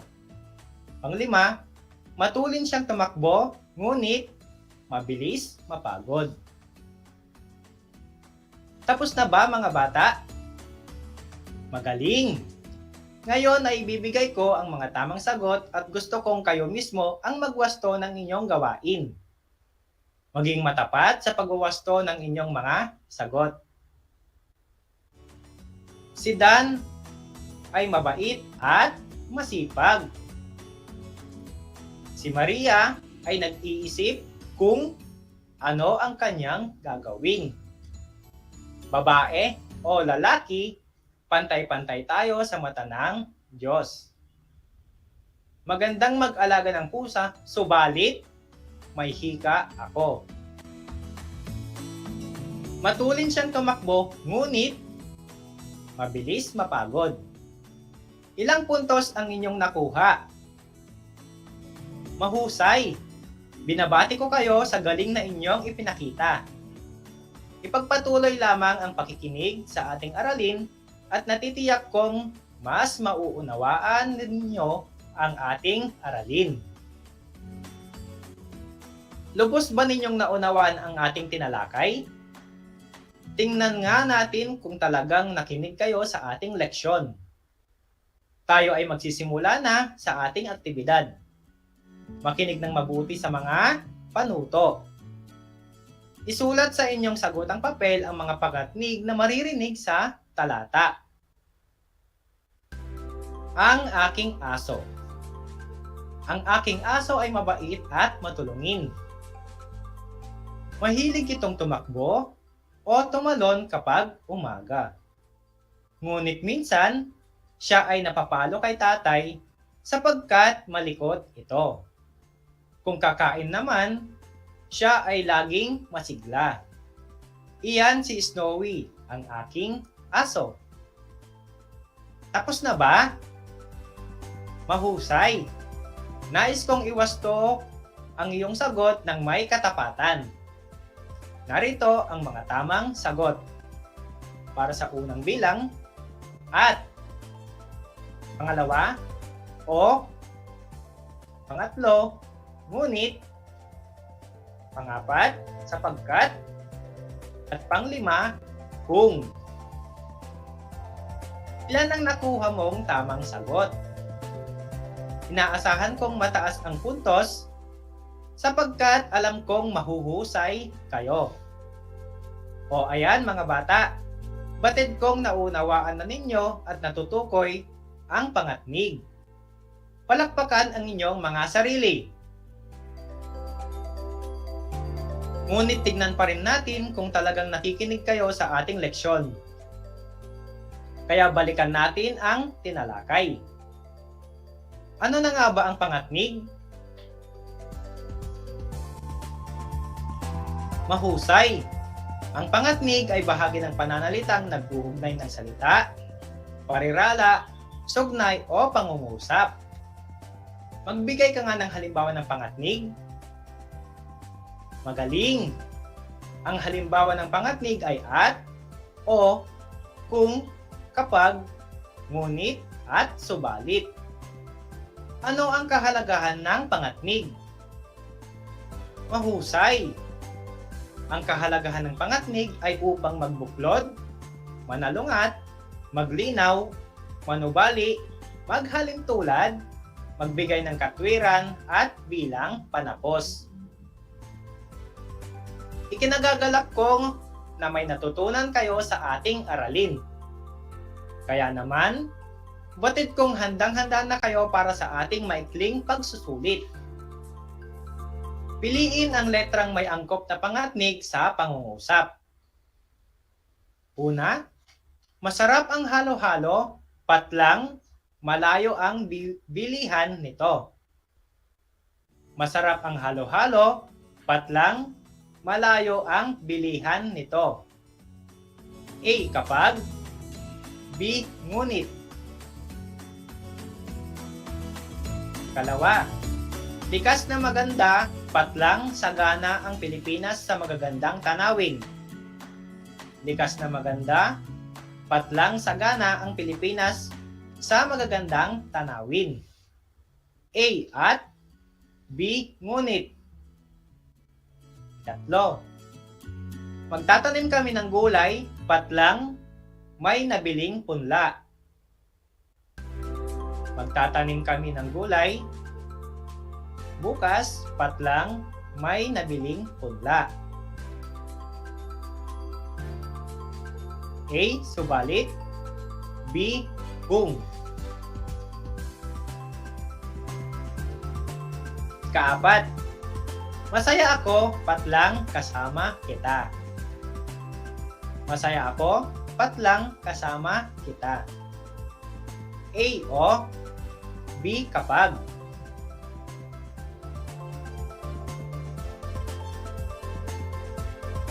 Kalima, hindi mahalaga kung maliit man, patlang malaki ang tulong mo sa iyong kapwa. Hindi mahalaga kung maliit man, patlang malaki ang tulong mo sa iyong kapwa. A. O. B. Subalit.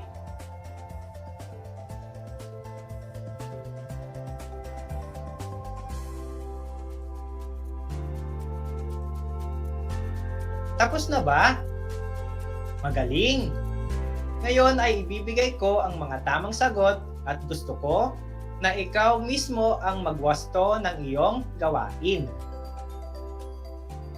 Masarap ang halo-halo, ngunit malayo ang bilihan nito. Ang tamang sagot ay B. Ang ngunit ay ginagamit kapag sinasalungat ng unang bahagi ng pangungusap ang ikalawang bahagi nito. Kalawa, ang tamang sagot ay letrang A. Dahil ang at ay nagsasaad ng pagdaragdag, kaya ang maganda ay dinagdagan ng sagana.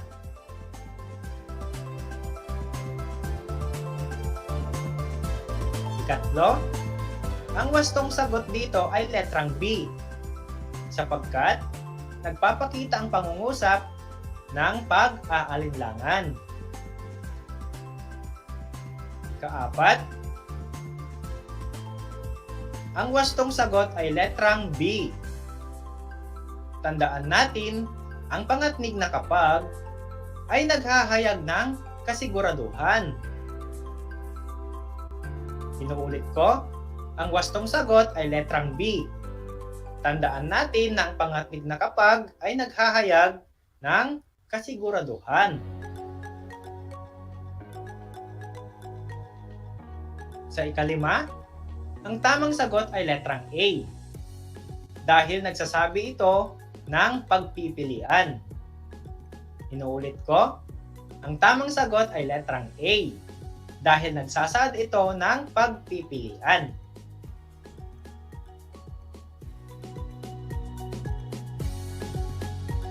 Ilan ang nakuha ninyong marka? Mahusay!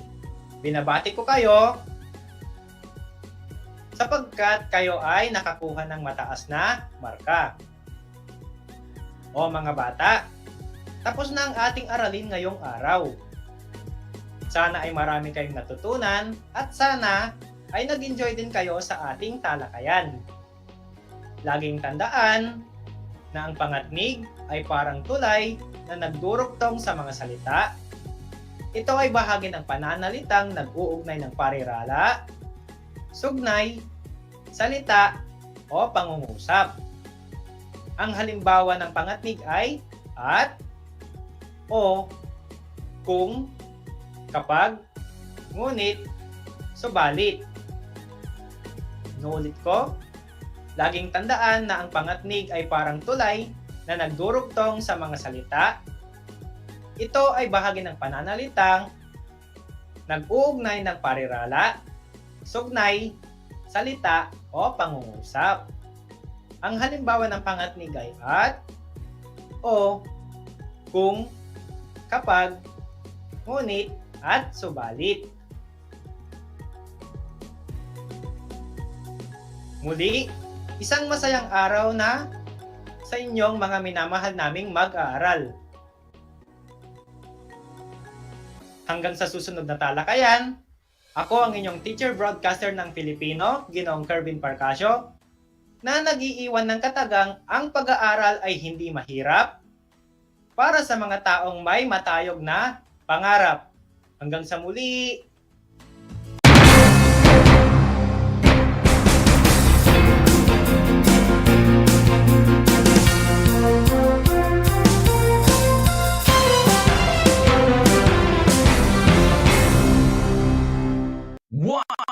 One FM.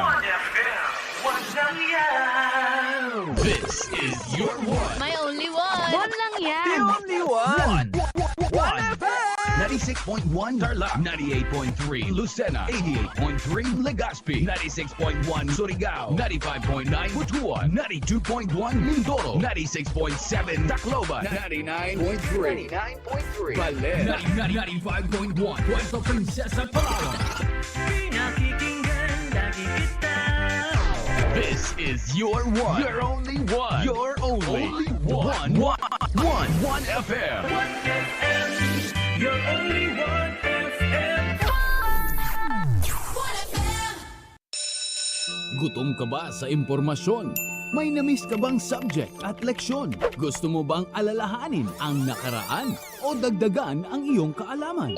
Lahat yan alamin natin because the professor is in. Professor on air and online. Kasama si Professor Willie Perez. Isang oras na kaalaman, isang oras na makabuluhan. Professor on air. Mamangha at tumawa sa mga tips at trivia. Sa gabay at tanong, sagot ka rin niya. Professor on air and online. Kasama si Professor Willie Perez. Tuwing Sabado, alas 10 hanggang alas 11 ng umaga. Mapapakinggan sa Radyo Pilipino at mapapanood sa RTV Tarlac Channel 26. Professor on air.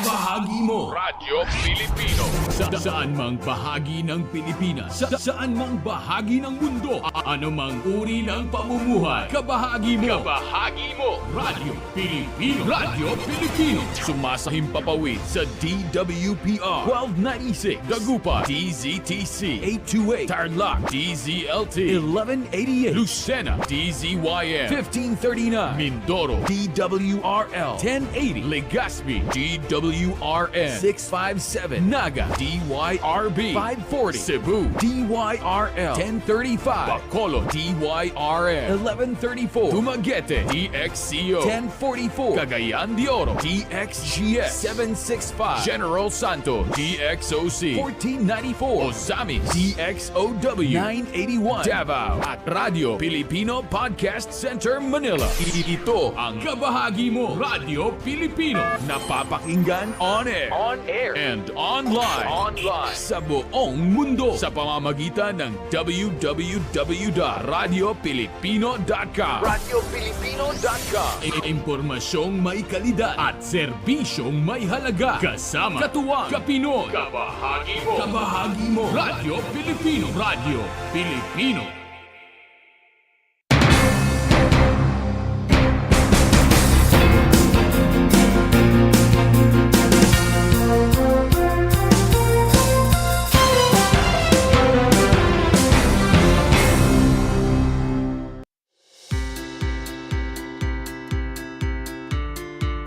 Upang matugunan ang mga kinakaharap na pagsubok ng mga guro at mag-aaral sa gitna ng kasalukuyang pandemya, nagsanib tulong sina Congressman Charlie Cojuangco ng unang distrito ng Tarlac, DEPED Region 3 Regional Director Dr. May B. Eclar at Tarlac Schools Division Superintendent Dr. Ronaldo Pozon para sa isang napapanahong proyekto na tinaguriang Project Shine, Aral TarlakHenyo.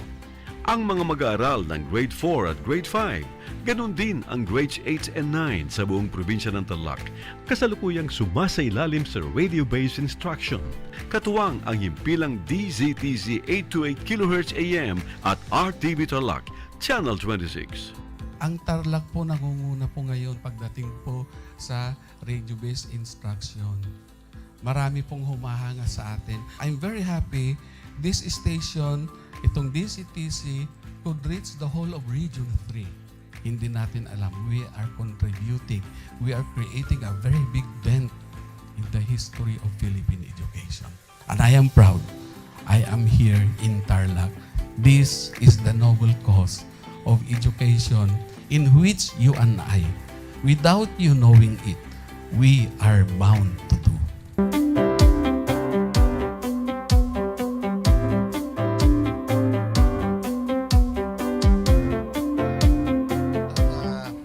Project natin na Project Shine is a natural consequence dahil sa nangyari sa buong mundo. Let's continue to work together. I think it's very Filipino to practice bayanihan in anything or most of the things that we do. And this is a manifestation of that. No? We have private sector, we have DEPED, we have local government, all working together. And I hope the parents of some of these children, especially the parents that did not graduate from school or hindi nakapag-aral nung sila ay bata, sana naman gamitin na nila itong opportunity na mag-schooling na rin sila kasama ng mga anak nila para mag-bonding pati ang mga magulang sa mga bata. I look at this as doing God's work. Diba? So if you do God's work, it feels right. It's righteous. It's for good, not for evil. Good morning and happy learning, grade 4. Welcome to Aral TarlakHenyo here on RTV Tarlac, Channel 26. Simulcast over DZTZ 828. Radio Filipino Tarlac. I am Teacher Mercy Pacheco Bognot. This is Alistair Aidatu. I am Marie Josephine B. Andrade. I am Teacher Princess Marie M. Dueñas, and I will be your teacher broadcaster for today.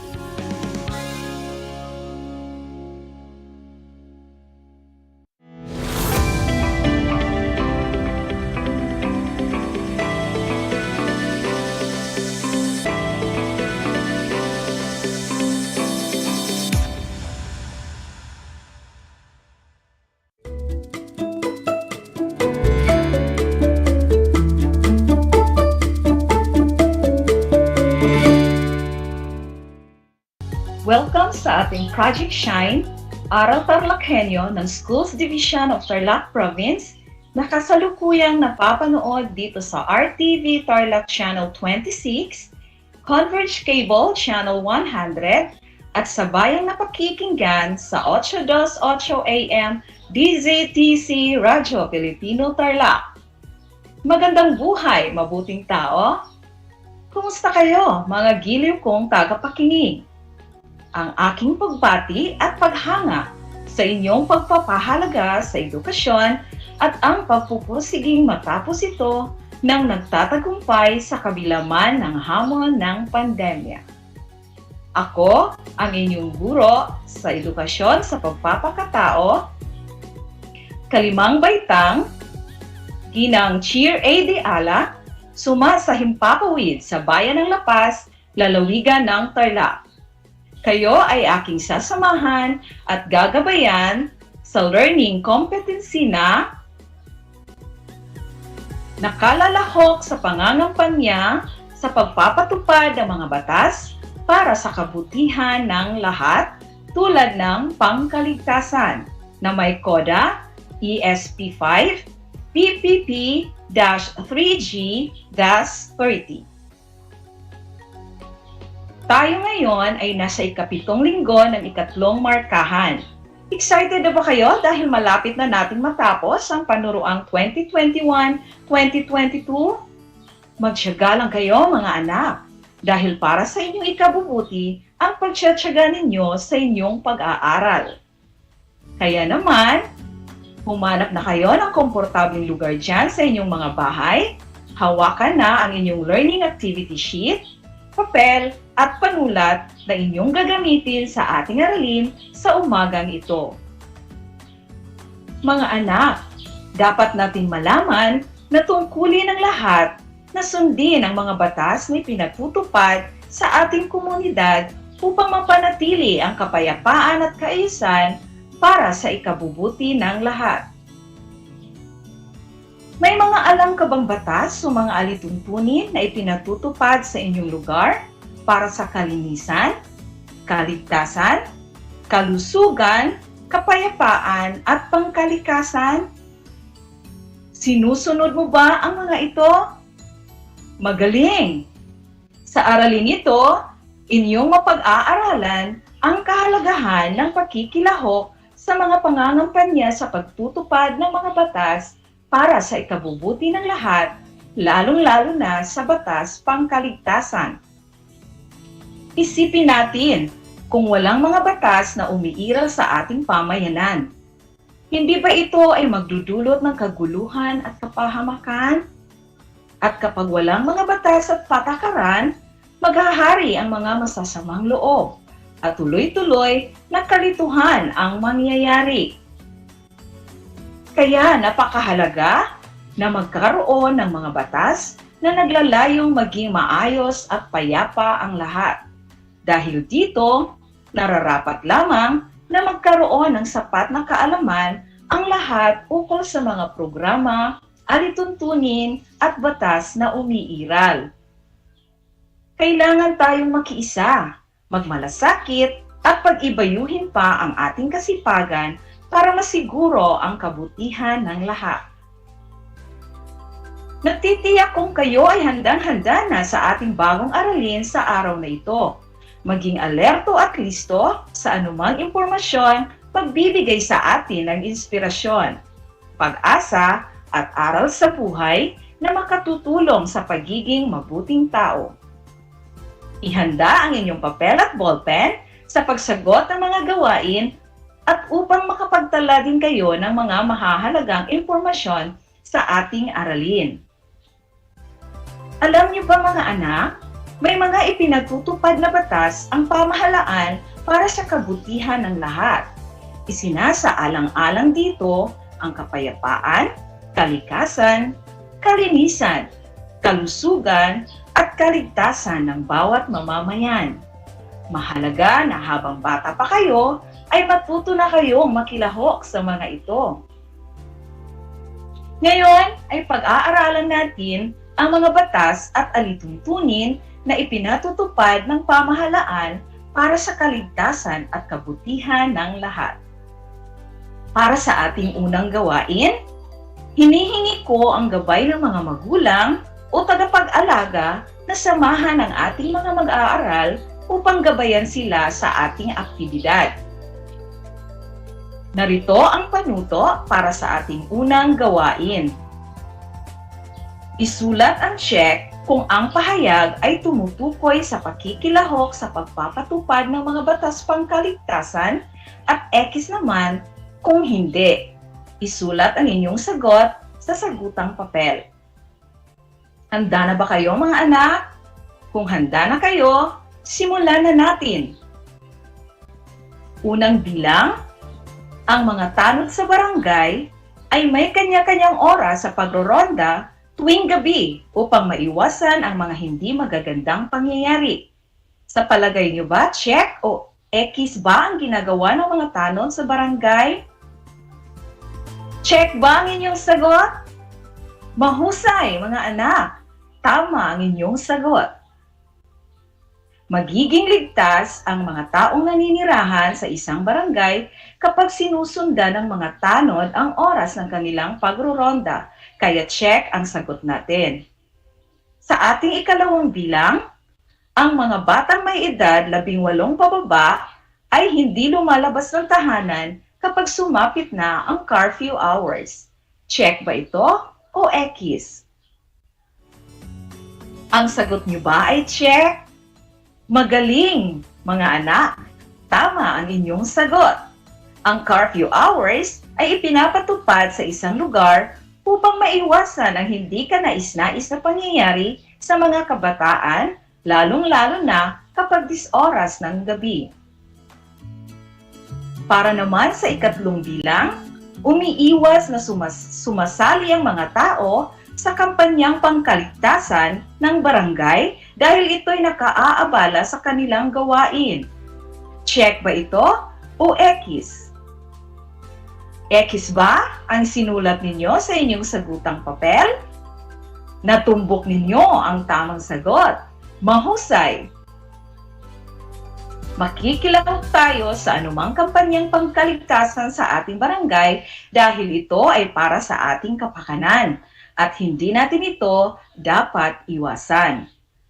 Para naman sa ika-4 na bilang, naging maagap sa paglikas ang mga mamamayan ng La Paz nang napansin nilang hindi na tumigil ang malakas na buhos ng ulan. Check ba ito o X? Kung ang inyong sagot ay check, mahusay mga anak, tama ang inyong sagot. Madalas itong paalala sa atin ng mga kinauukulan, lalong-lalo na sa mga naninirahan sa mga delikadong lugar na agad lumikas kapag lumalakas na ang buhos ng ulan para mailigtas tayo sa posibleng sakuna na dulot ng pagbaha. Para naman sa ika-5 bilang, nakilahok ang magkapatid na Lino at Lina sa fire drill na isinagawa ng kanilang barangay. Check ba ito o X? Kung ang inyong sagot ay check, magaling mga anak, tumpak ang inyong mga sagot. Ang paglahok o pagsali sa fire at earthquake drill ay nakatutulong sa atin upang maging handa at ligtas tayo sa mga ganitong uring insidente. Nakuha niyo ba ang lahat ng tamang sagot? Kung oo, napakahusay ninyo mga bibong bata. Ang mga sitwasyong sinagutan ninyo ng check o X ay mga halimbawa kung saan ipinatupad ang mga batas o alituntunin upang maging maayos at ligtas ang lugar kung saan tayo nakatira. Narito ang ilan sa mga programa, alituntunin at ahensya ng ating pamahalaan na nakatutulong hindi lamang sa atin, kundi maging sa ating kaligtasan. Una, curfew hours sa mga barangay. Pangalawa, Child Protection Program. Pangatlo, Violence Against Women Act. Pang-apat, Department of Social Welfare and Development o DSWD. At ang panglima ay ang Philippine National Police o PNP. Ngayon, mayroon tayong babasahing ulat. Gagamitin natin sa ating talakayan ngayon sa edukasyon sa pagpapakatao baitang 5 ang inyong learner's material na ugaling Pilipino sa makabagong panahon, ang inyong batayang aklat. Mangyaring buksan ito sa pahina 152 para sa ating babasahin ang isang kinalap na ulat. Ang pamagat ng ulat ay Pinatinding Kampanya sa Kaligtasan at Kalinisan sa Barangay 430, Zone 44 sa Maynila. Sabayan niyo ako mga bata sa pagbabasa ha. Upang maiwasan ang paglaganap ng sakit, nagkaroon ng proyekto ang Barangay 430, Zone 44 sa Maynila na pinangalanang Sagot Ko, Tapat at Paligid ng Bahay Ko, na ipinag-utos sa lahat na panatilihing malinis, hindi lamang ang tapat at paligid ng bahay, kundi pati ang loob na rin. Bukod sa kalinisan, pinaigting na rin ang seguridad sa barangay sapagkat marami na ang nananakawan dahil naging aktibo na naman ang akyat bahay gang. Nagtalaga ang barangay ng mga kagawad na magbabantay sa loob ng 24 na oras.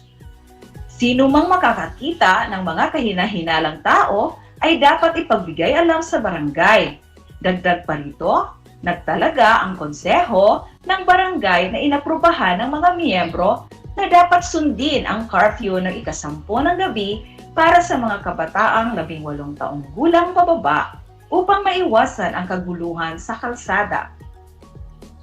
Ipinaalaala ng kapitan ng barangay na si Ginoong Jose de Jesus na magkampanya ang kabarangay niya upang mapalaganap ang alituntunin nito na batas na ring maituturing ng barangay.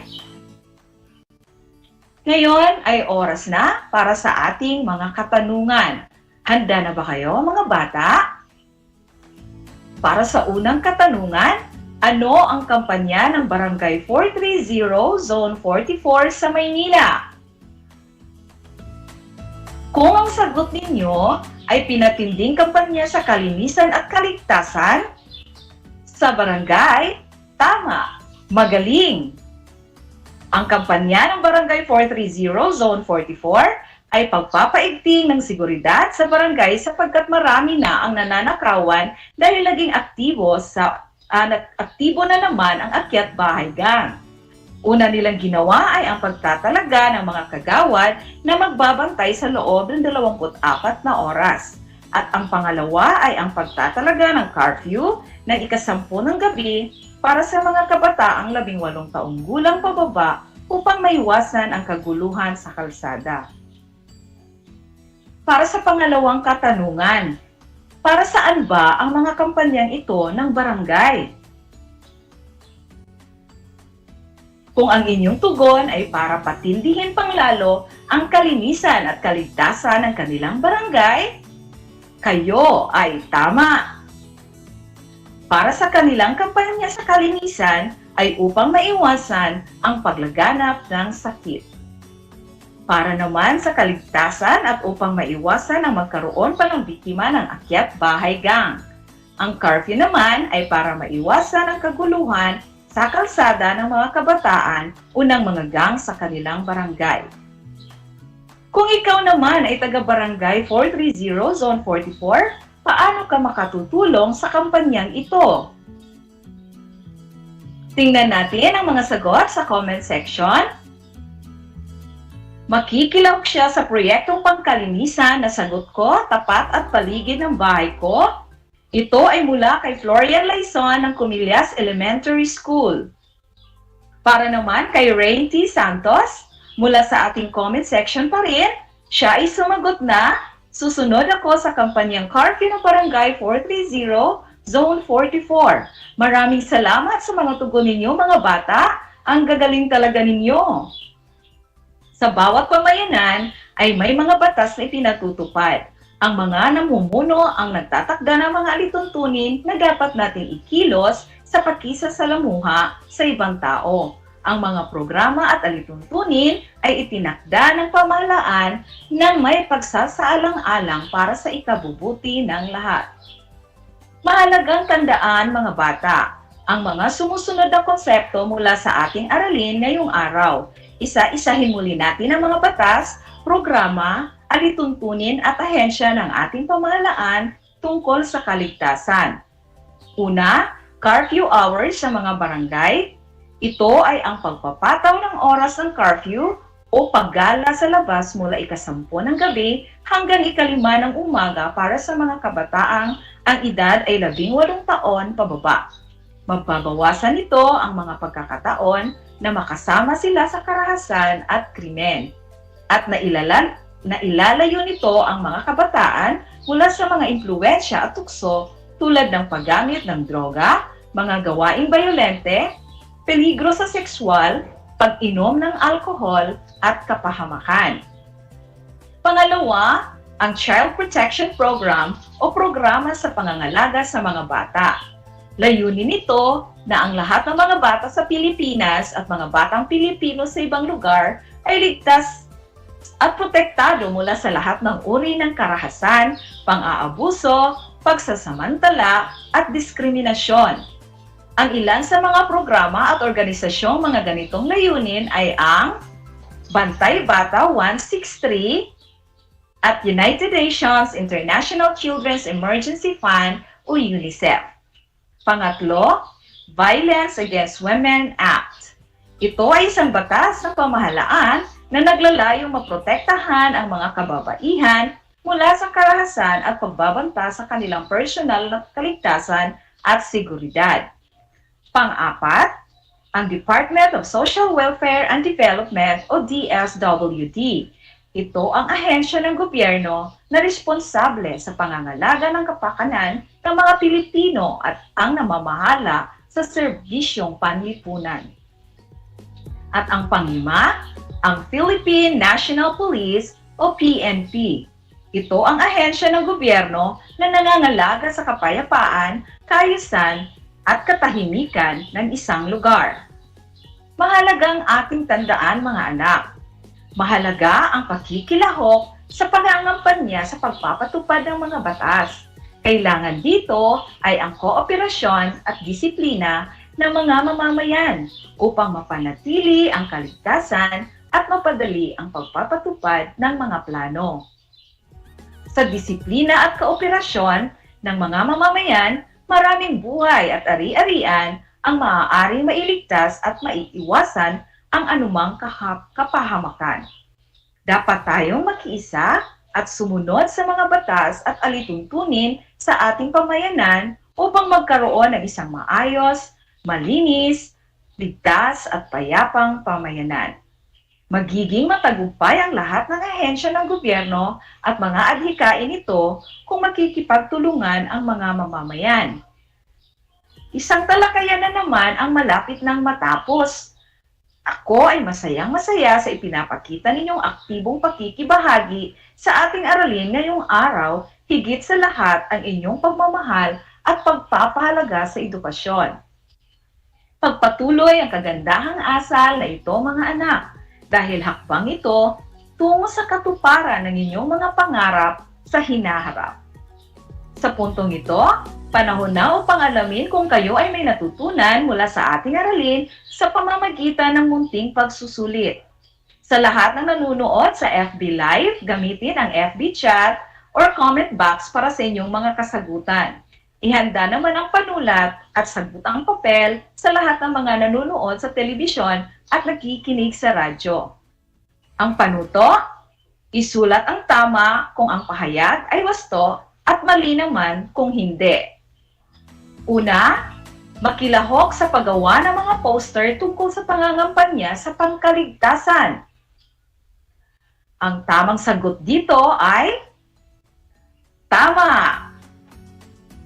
Sa ikalawang bilang, maging papaya sa mga pangyayari sa inyong kapaligiran. Mahusay ka kung ang sagot mo ay mali. Pangatlo, huwag sumunod sa curfew na ibinigay ng punong barangay. Ang tamang sagot ay mali. Pang-apat, Ang Department of Social Welfare and Development o DSWD ay ang ahensya ng gobyerno na responsable sa pangangalaga ng kapakanan ng mga Pilipino at ang namamahala sa serbisyong panlipunan. Ang tamang sagot dito ay tama. At ang panglima, makiisa sa pamahalaan sa pangangampanya at sa pagpapatupad ng mga batas. Tumpak ang inyong sagot kung ito ay tama. Binabati ko kayong lahat mga anak sapagkat natitiyak kong nakuha ninyong lahat ang tamang sagot sa ating pagsusulit. Mula sa akin, tanggapin ninyo ang mga salitang magaling, mahusay, mabuting tao. Mga bata, ako ay naghahanda ng mga gawain at refleksyon sa inyong learning activity sheets. Inaasahan ko na ito ay inyong sasagutan ng buong sigasig at sa abot ng inyong makakaya. Sakali man na kailangan ninyo ang patnubay ng inyong kapamilya at guro, huwag kayong mag-atubiling sila ay tawagan upang kayo ay magabayan ng tama. Ipapasa ninyo ang inyong mga sagot sa bawat gawain sa inyong learning activity sheets sa inyong mga guro. Sana ay naunawaan ninyo ang konsepto ng ating aralin. Ang atin lamang gawin ay isa-isip ang aral na ating natutuhan, isa-puso ang kabutihan, isagawa ang kagandahang asal, at isabuhay ang parehong karunungan at kabutihan araw-araw. Isang leksyon na naman ang ating natapos. Panalangin ko na anumang konsepto, higit lalo ang mga aral sa buhay na inyong natutunan sa araw na ito, ay inyong maisabuhay araw-araw. Muli, ako ang inyong guro sa edukasyon sa pagpapakatao sa ikalimang baitang, Ginang Sheer A. De Ala, na sumasayang papawid sa bayan ng Lapas, lalawigan ng Tarlac, na nagpapaalalang piliing maging mabuting tao sa lahat ng panahon at pagkakataon. Hanggang sa muli,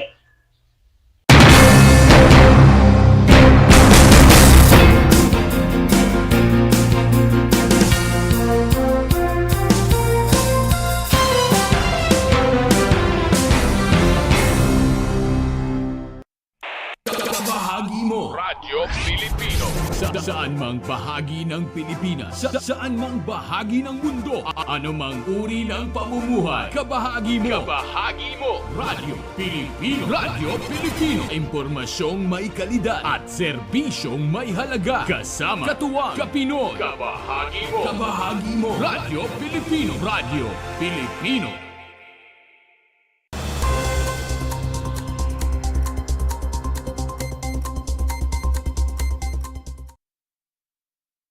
I think the biggest problem that the youth is facing today, especially when growing up, is self-doubt.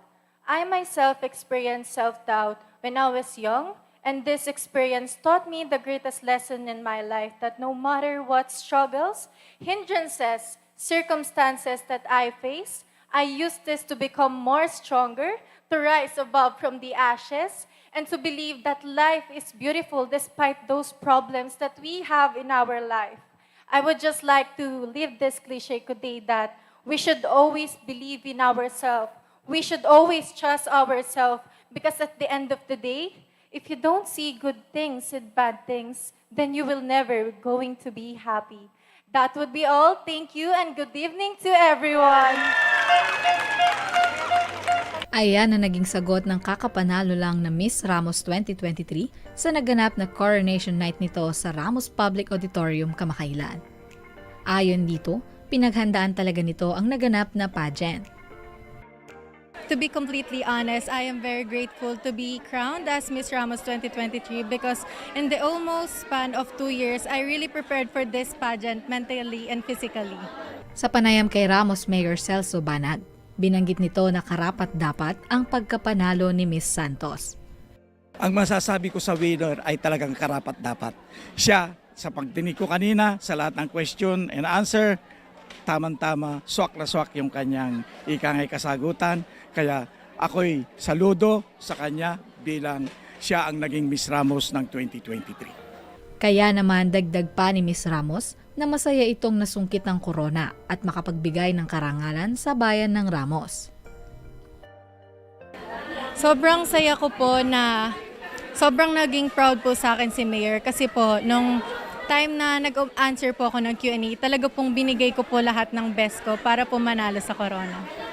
Samantala, lubos naman ang pasasalamat ni Mayor Banag para sa lahat ng lumahok, tumulong at nag-sponsor sa aktibidad. Kagaya na lang ni Tarlac 1st District Congressman Jaime D. Cuangco at Tarlac Province Governor Susan A. Yap. Dagdag pa nito, matapos ang 2 taong walang pageantry, matagumpay ang naganap na Coronation Night bilang bahagi ng kanilang kapistahan. Very successful ang competition na to dahil lahat nakipag-participate, yung kanilang ikangay suporta, yung kanilang kooperasyon ay naririyan. Kaya matagumpay ang aming piyesta, lalo na itong pang-4 na gabi na ngayon. Dumalo sa naganap na Coronation Night si Anao Mayor Jappy Di Dios, kasama ang iba pang mga officials. Naroon din si Paniki Vice Mayor Aida Ben Rojas at Pura Vice Mayor Attorney John Paul Balmores bilang mga judges. Ang naganap na Coronation Night ng Miss Ramos 2023 ay dinaluhan ng napakaraming Ramoseñans, kung saan ipinakita ng mga ito ang kanilang excitement sa pamamagitan ng pagsuporta sa mga kandidata na nagbabalik na Miss Ramos 2023. Para sa RTV Tarlac Channel 26, ako si Jam Torio, nagbabalita.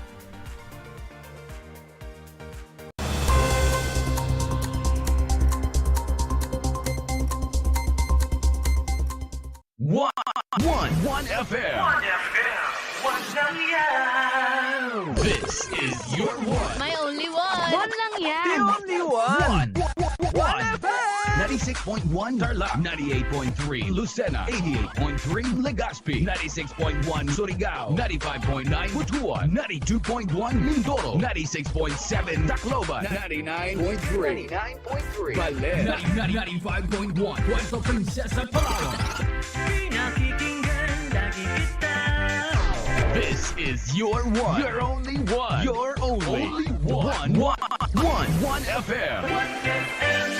Your only one FM.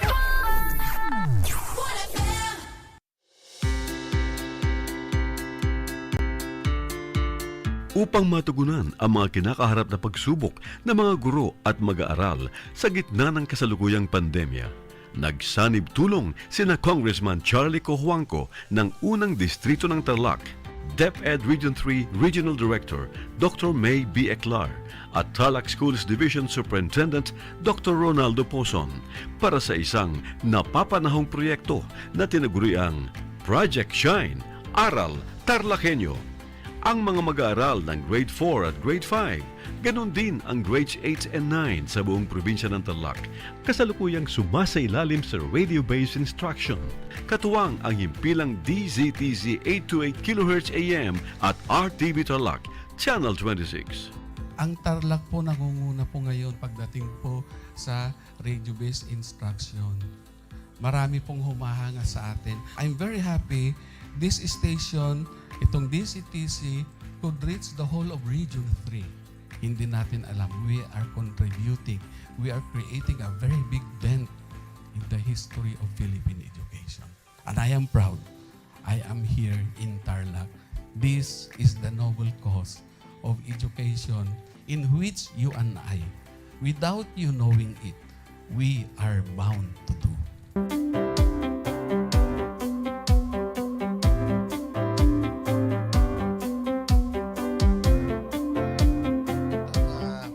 Project natin na Project Shine is a natural consequence dahil sa nangyari sa buong mundo. Let's continue to work together. I think it's very Filipino to practice bayanihan in anything or most of the things that we do. And this is a manifestation of that. No? We have private sector, we have DEPED, we have local government, all working together. And I hope the parents of some of these children, especially the parents that did not graduate from school or hindi nakapag-aral nung sila ay bata, sana naman gamitin na nila itong opportunity na mag-schooling na rin sila kasama ng mga anak nila para mag-bonding pati.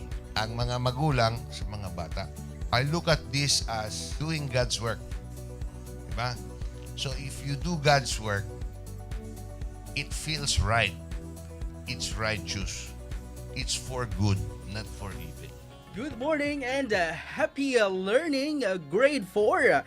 Welcome to Aral TarlakHenyo here on RTV Tarlac, Channel 26. Simulcast over DZDZ 828, Radyo Pilipino Tarlac. I am Teacher Mercy Pacheco Bognot. This is Alistair Aidatu. I am Marie Josephine B. Andrade. I am Teacher Princess Marie M. Dueñas, and I will be your teacher broadcaster for today.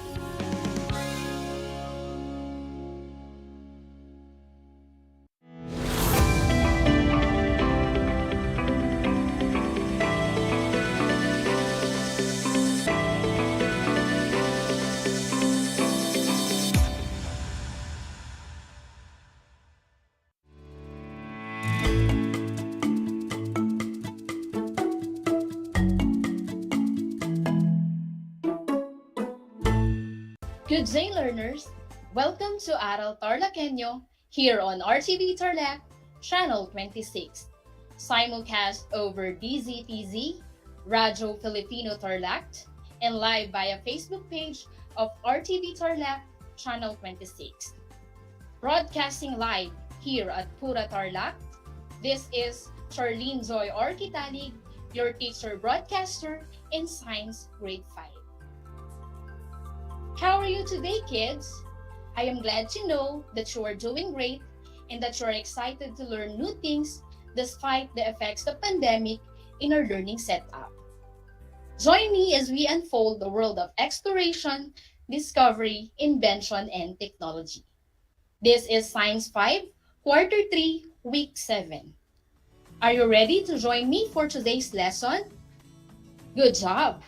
I want you to prepare your modules in Science Grade 5. Also, kindly prepare your pen and notebook so that you may take down notes as we go along with our lesson. Do you have it now? Great! Make sure that you are in a comfortable place, far from noise, so that you can hear me clearly while listening to this broadcast. Previously, we have learned the effects of changing the number of components in an electric circuit, that increasing the number of batteries increases the brightness of a bulb, and increasing the number of bulbs decreases the brightness. Let us now study more about circuits as we investigate with batteries, voltages, and light bulbs. So after this learning episode, you are expected to determine the effects of changing the number of components in a circuit. But before that, let us first have a trivia. Did you know that Christmas lights and light bulbs differ in the types of circuits? A string of Christmas light has only one pathway where electricity can flow. If one of the bulbs burn out or become busted, the other lights will not light up, and this is a series circuit. On the other hand, the light bulbs in our houses has two or more pathways where electricity can pass through. So if one of the bulbs burnt out or become busted, the other lights will still work. And we call this as a parallel circuit. Let us now have an activity connecting the circuit components with their symbols. You will be given 30 seconds to answer the activity, and your timer starts now.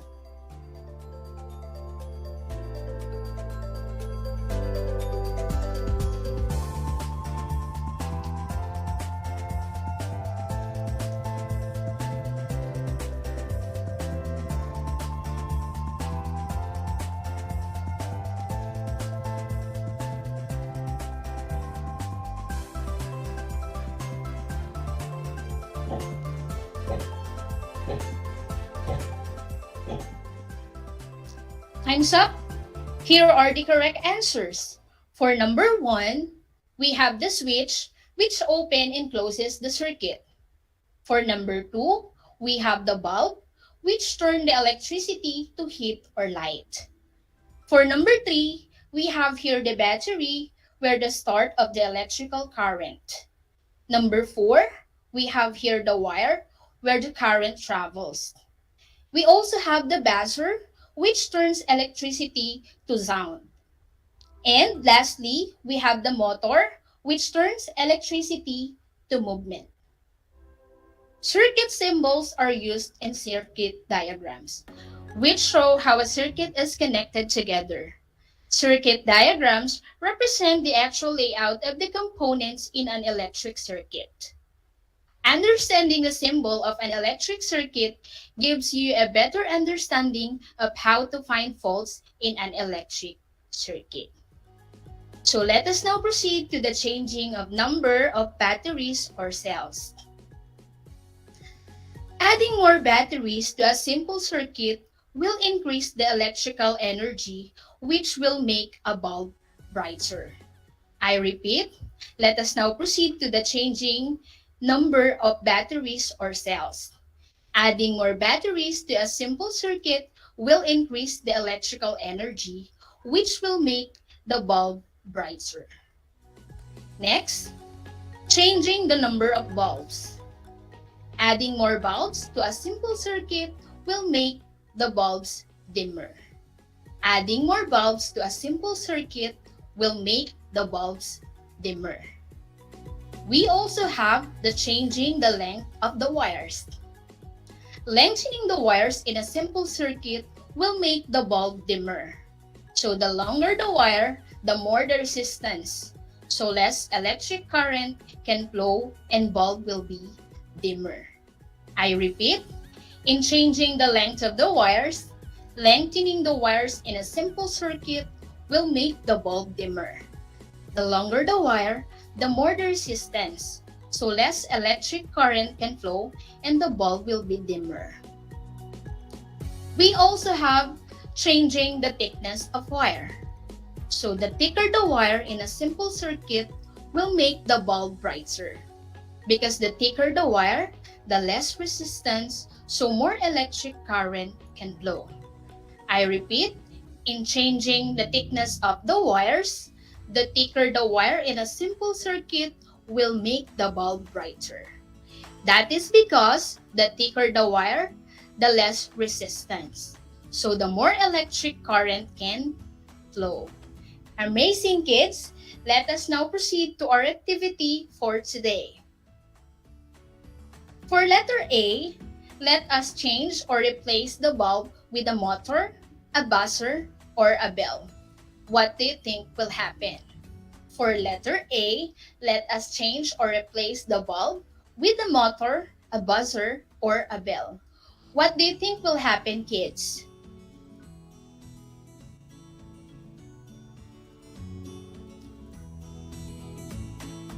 Good job, kids!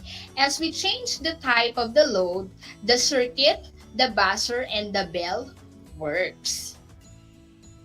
For letter B, let us replace the jointed wire with an unjointed wires. What do you think will happen? For letter B, let us replace the jointed wire with an unjointed wires. What do you think will happen?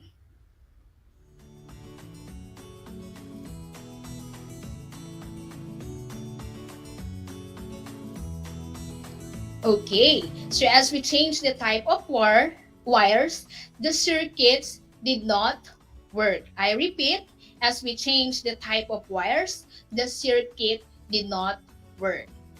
For letter C, let us turn off the switch. What happens to the circuit? I repeat, let us turn off the switch. What happens to the circuit?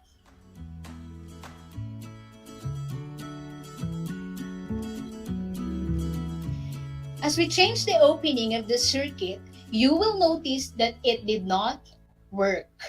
As we change the opening of the circuit, you will notice that it did not work.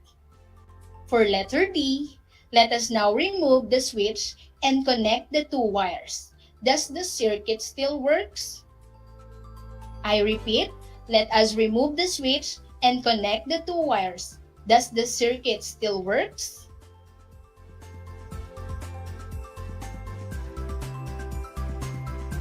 As we change the closing of the circuit, you will notice, children, that it still works. So the number or types of components used in a circuit will show different effects to the brightness of the bulb. So when we increase the number of bulbs in a series, it will decrease the brightness of the circuit. Each bulb is of equal brightness. But if we add more batteries in the circuit, there will be an increase of current that will show in the brightness of the bulb. I repeat, the number or types of components used in a circuit will show different effects to the brightness of the bulb. So when we increase the number of bulbs in a series circuit, it will decrease the brightness of the circuit. Each bulb is of equal brightness. But if we add more batteries in the circuit, there will be an increase of current that will show in the brightness of the bulbs. Let us have another activity. So for our direction, let us complete the following sentences by choosing the word from the box below. I will give you 30 seconds for this activity and your timer starts now.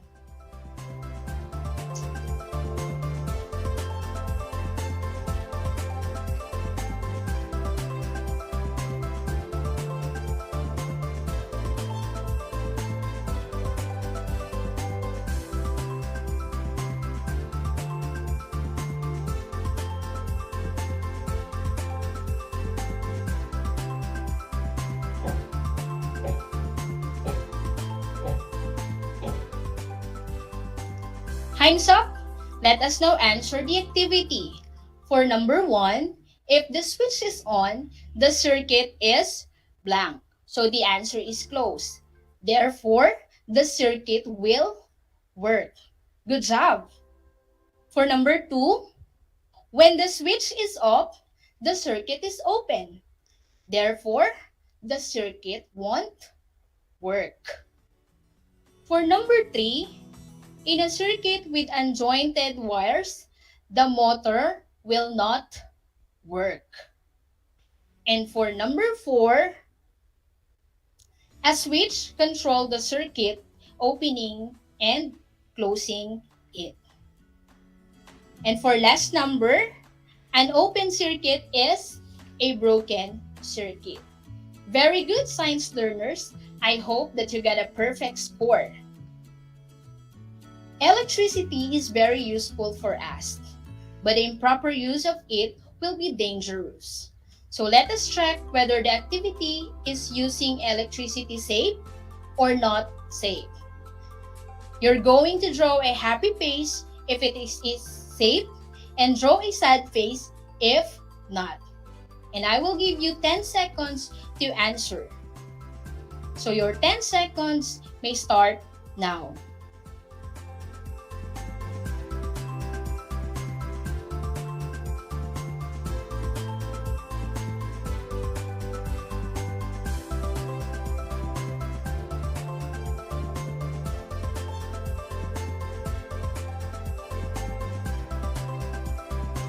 Time's up.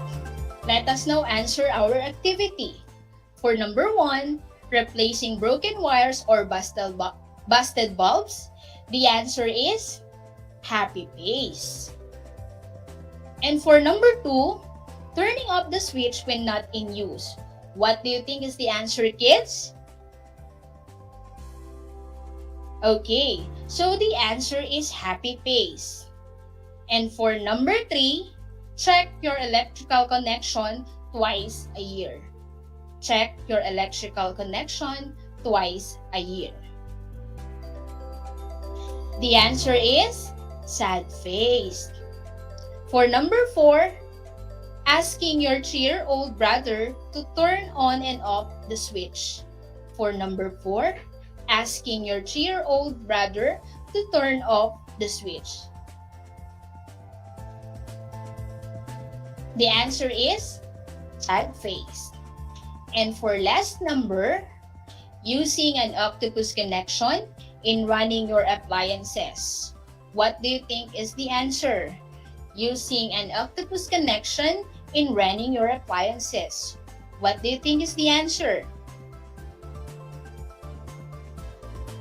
Sad face is also the correct answer. So well done, kids. Let us now proceed to our generalization. So for our generalization, what are the effects of changing the types of components in the circuit? I repeat, what are the effects of changing the type of components in a circuit?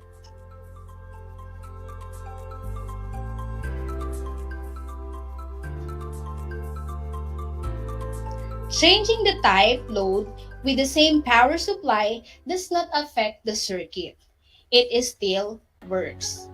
The unjointed wires does not allow the current to flow. That is why the circuit will not work. Switch opens and closes the circuit, but it can still work even without it. I repeat, changing the type load with the same power supply does not affect the circuit. It still works. The unjointed wires does not allow the current to flow. That is why the circuit will not work. The switch opens and closes the circuit, but it can still work even without it. For our evaluation, the direction is to choose the letter of the best answer. I repeat, for the evaluation, the direction is to choose the letter of the best answer. Number 1, the electricity flows and the bulbs light up when the switch is blank. The electricity flows and the bulbs light up when the switch is blank. Letter A, is it off? Letter B, is it on? Or letter C, is it broken?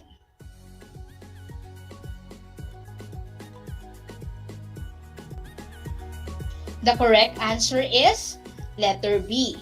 Electricity flows and the bulbs light up when the switch is on.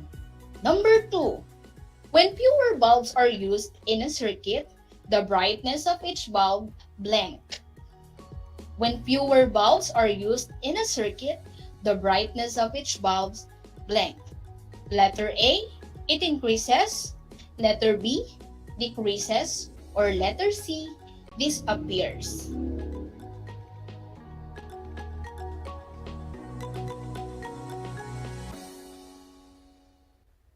Okay, so the correct answer is letter A, increases. So when fewer bulbs are used in a circuit, the brightness of each bulb increases. Number 3, if the other end of the wire is not properly connected to the negative end of the battery, the bulb blank. If the other end of the wire is not properly connected to the negative end of the battery, the bulb blank. Letter A, will not light, or letter B, glows dim.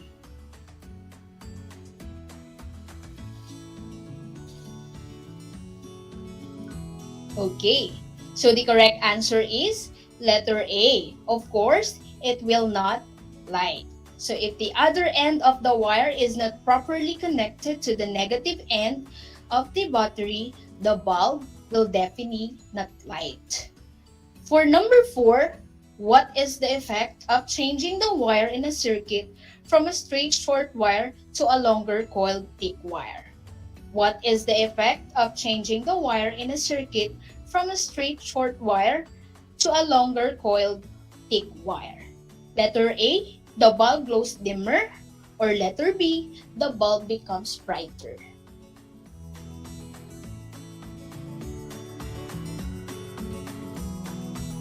Okay, so the correct answer is letter A, the bulb will automatically glows dimmer.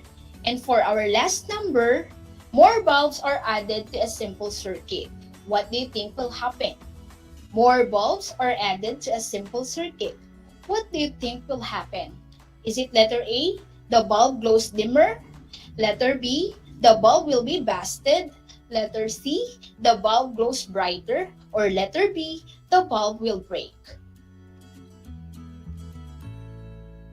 The correct answer is letter A, the bulb glows dimmer. Did you get everything right, children? That is great. So, okay, you have to count the number of the correct items. For those who got a perfect score, excellent. For those who got 3 out of 5, good job. And for those who get 2 and below, is still good job. Do not lose hope and keep on studying your lessons for you to be able to get a high score. For your additional activity, you're going to make a circuit diagram for each set of circuit components. For number 1, a circuit with a battery, a buzzer, and a switch. For number 2, a circuit with 2 batteries, a bulb, a motor, and a switch. And for number 3, a circuit with 2 batteries, a buzzer, a bulb, and 2 switches. I repeat, for your additional activity, make a circuit diagram for each set of circuit components. For number 1, you have a circuit with a battery, a buzzer, and a switch. For number 2, a circuit with 2 batteries, a bulb, a motor, and a switch. And for number 3, a circuit with 2 batteries, buzzer, and a bulb with 2 switches.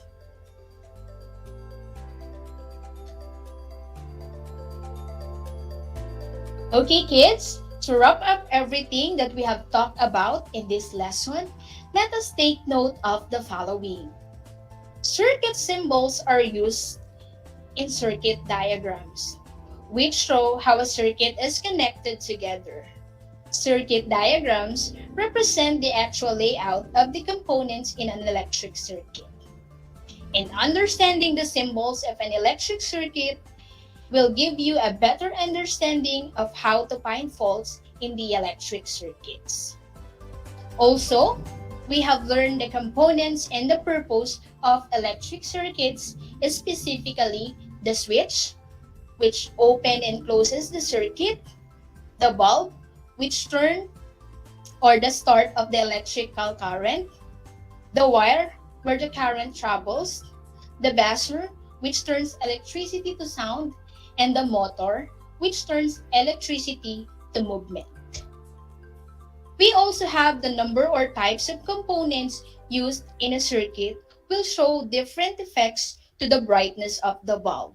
So when we increase the number of bulbs in a series circuits, it will automatically decrease the brightness of the circuit. So each bulb is equal brightness. But if we add more batteries in the circuit, there will be an increase of current that will show in the brightness of the bulbs. Also, changing the type load with the same power supply does not affect the circuit. It still works. The unjointed wires does not allow the current to flow. That is why the circuit will not work. The switch opens and closes the circuit, but it can still work even without it. We also have changing the number of batteries or cells. So if we add more batteries to a simple circuit, it will increase the electrical energy, which will make the bulb grow brighter. And if we add more bulbs to a simple circuit, it will make the bulbs dimmer. Also, lengthening the wires in a simple circuit will make the bulb dimmer. So the longer the wire, the more the resistance, so less electric current can flow and bulb will be dimmer. Lastly, the thicker the wire in the simple circuit will make the bulb brighter. Because the thicker the wire, the less the resistance, so more electric power or current can flow. So there you go, grade 5. I hope that you have learned something today. Now, if you have questions about this topic, you can text me at 0956 064 and 2410 and I'll get back to you after this episode.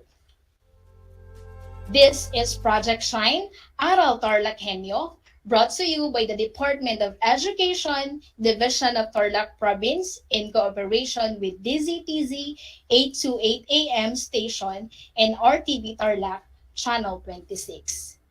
This is your science anchor teacher, Ma'am Charlene, wishing you a wonderful Science Wednesday.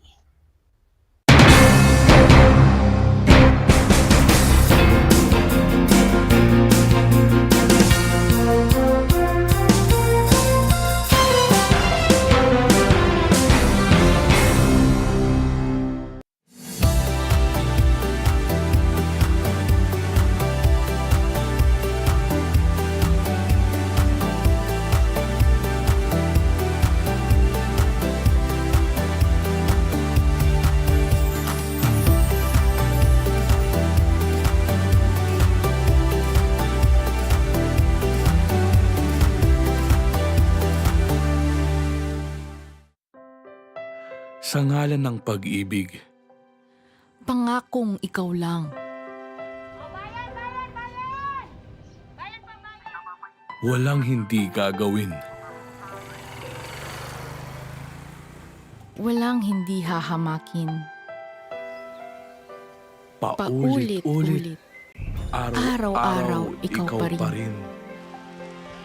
For richer, For poorer, in sickness and in health. Kung mahal mo sila, Magpa-booster ka.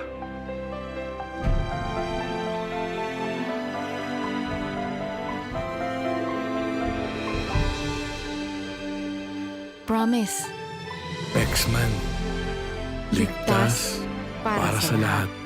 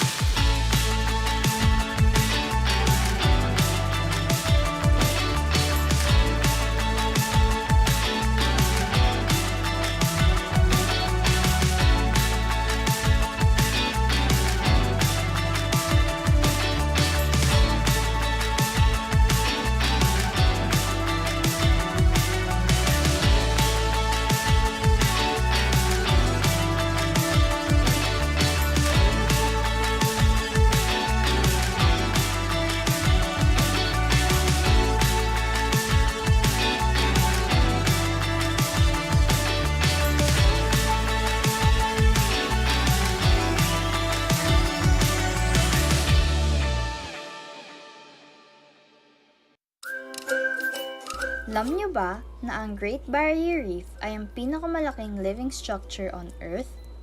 Matatagpuan ito sa baybayin ng Queensland sa Australia. Ito ay pinamamahayan ng 3,000 coral reefs at 900 coral islands na matatagpuan sa ilalim ng Coral Sea. May haba itong higit sa 2,000 kilometers at makikita lamang sa outer space. Ngunit, dahil sa fragile coral colony nito, unti-unti na itong nasisira sa paglipas ng panahon at dulot na rin ng climate change, polusyon at man-made disasters. Alam nyo na, yan ang Great Barrier Reef.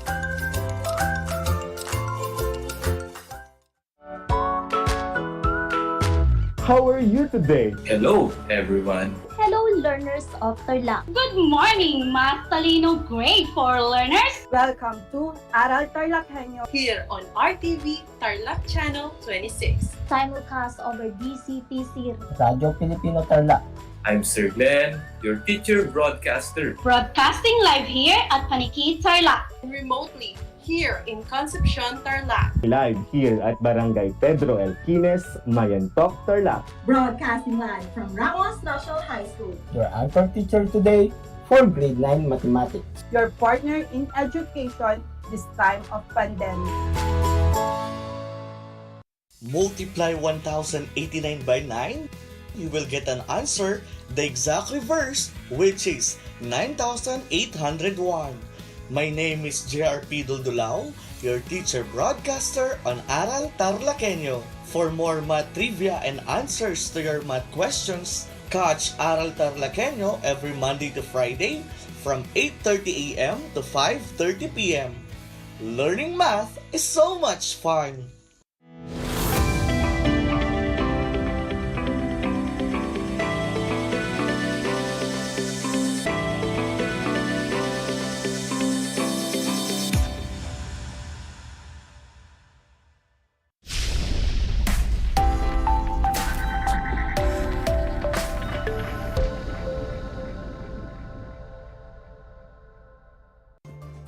Good morning, everyone. Hello, grade 5 learners. Welcome to Aral TarlakHenyo, here on RTV Tarlac, Channel 26. Channel 100 for converged cable TV subscribers and simulcast over DCTC 828 Radio Filipino Tarlac. And of course, don't forget the official Facebook page of RTV Tarlac, Channel 26. I am Michael V. HENYO, your teacher broadcaster for Mathematics Grade 5, broadcasting live here at Sunset Tarlac via Google Meet. Good day, Grade 5 learners. Join me as we welcome another day of fun and exciting learning for today. To keep you going, make sure that you are in a comfortable place so that you can listen properly and attentively. Prepare your pencil or ball pen, paper or notebook, learner's material and learning activity sheet, and don't forget a bottle of water beside you to keep you hydrated. Are you all set? All right, buckle up as we begin the lesson in solving word problems involving time. But first, let us revisit the skills you acquired in the previous lesson about measuring time using 12-hour and 24-hour clock and calculating time in the different world time zones in relation to the Philippines with teacher Mercy P. Bognot. To test your understanding, let's try the following activity. If you are listening to our radio station, you may write your answer in your notebook. And for those who are watching via Facebook Live, you may type in your answers in the comment section of our Facebook live streaming. Are you ready? Let's begin. Choose the letter of the correct answer. Number 1. AM and PM are abbreviations used for A. 12-hour clock format, B. 24-hour clock format. You have 5 seconds to answer.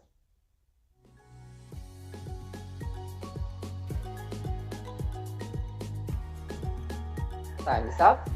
If your answer is A, 12-hour clock format, that is correct. Number 2. How will you write 6 p.m. using 24-hour clock format? A, 1600 hour, B, 1800 hour. 5 seconds to answer.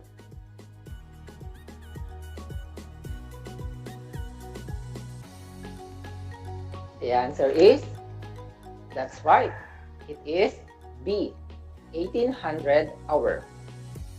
Number 3. If you convert 1500 hours in 12-hour clock format, what is the answer? A, 3 a.m., B, 3 p.m. 5 seconds to answer.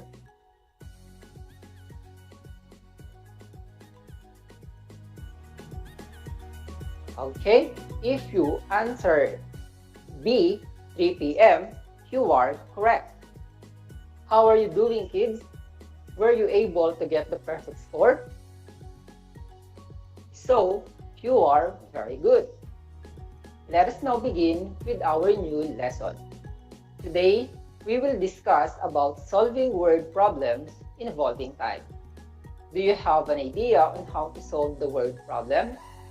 Don't worry, I will be guiding you. Let's read the first word problem. A bus leaves Manila at 2210 hours on Thursday and arrives in Baguio 6.5 hours later. At what time and day did the bus arrive in Baguio? Express your answer both in 12-hour and 24-hour clock formats. To solve a word problem, remember the acronym UPSC, wherein U stands for understand, P for plan, S for solve, and C for check. For step 1, understand. Under this, you have to answer the questions: what is asked in the problem, what are the given facts, and what is the hidden question if ever there is. For step 2, plan. Under this, you have to answer the questions: what strategy can you use to solve the problem, and what is the number sentence or the formula you can use to find the answer. For step 3, solve. This time, you will carry out your plan using formula in solving the problem. This will show your solution to the problem. And finally, step 4, check. Check if your answer is correct. Now, let's apply these rules. Going back to our problem, let's analyze and then solve. A bus leaves Manila at 2210 hours on Thursday and arrives in Baguio 6.5 hours later. At what time and day did the bus arrive in Baguio? Express your answer both in 12-hour and 24-hour clock format. For step 1, what is asked in the problem? That is right. Our answer is time and day the bus arrived in Baguio, and express your answer both in 12 and 24-hour clock format. Next question will be, what are the given facts?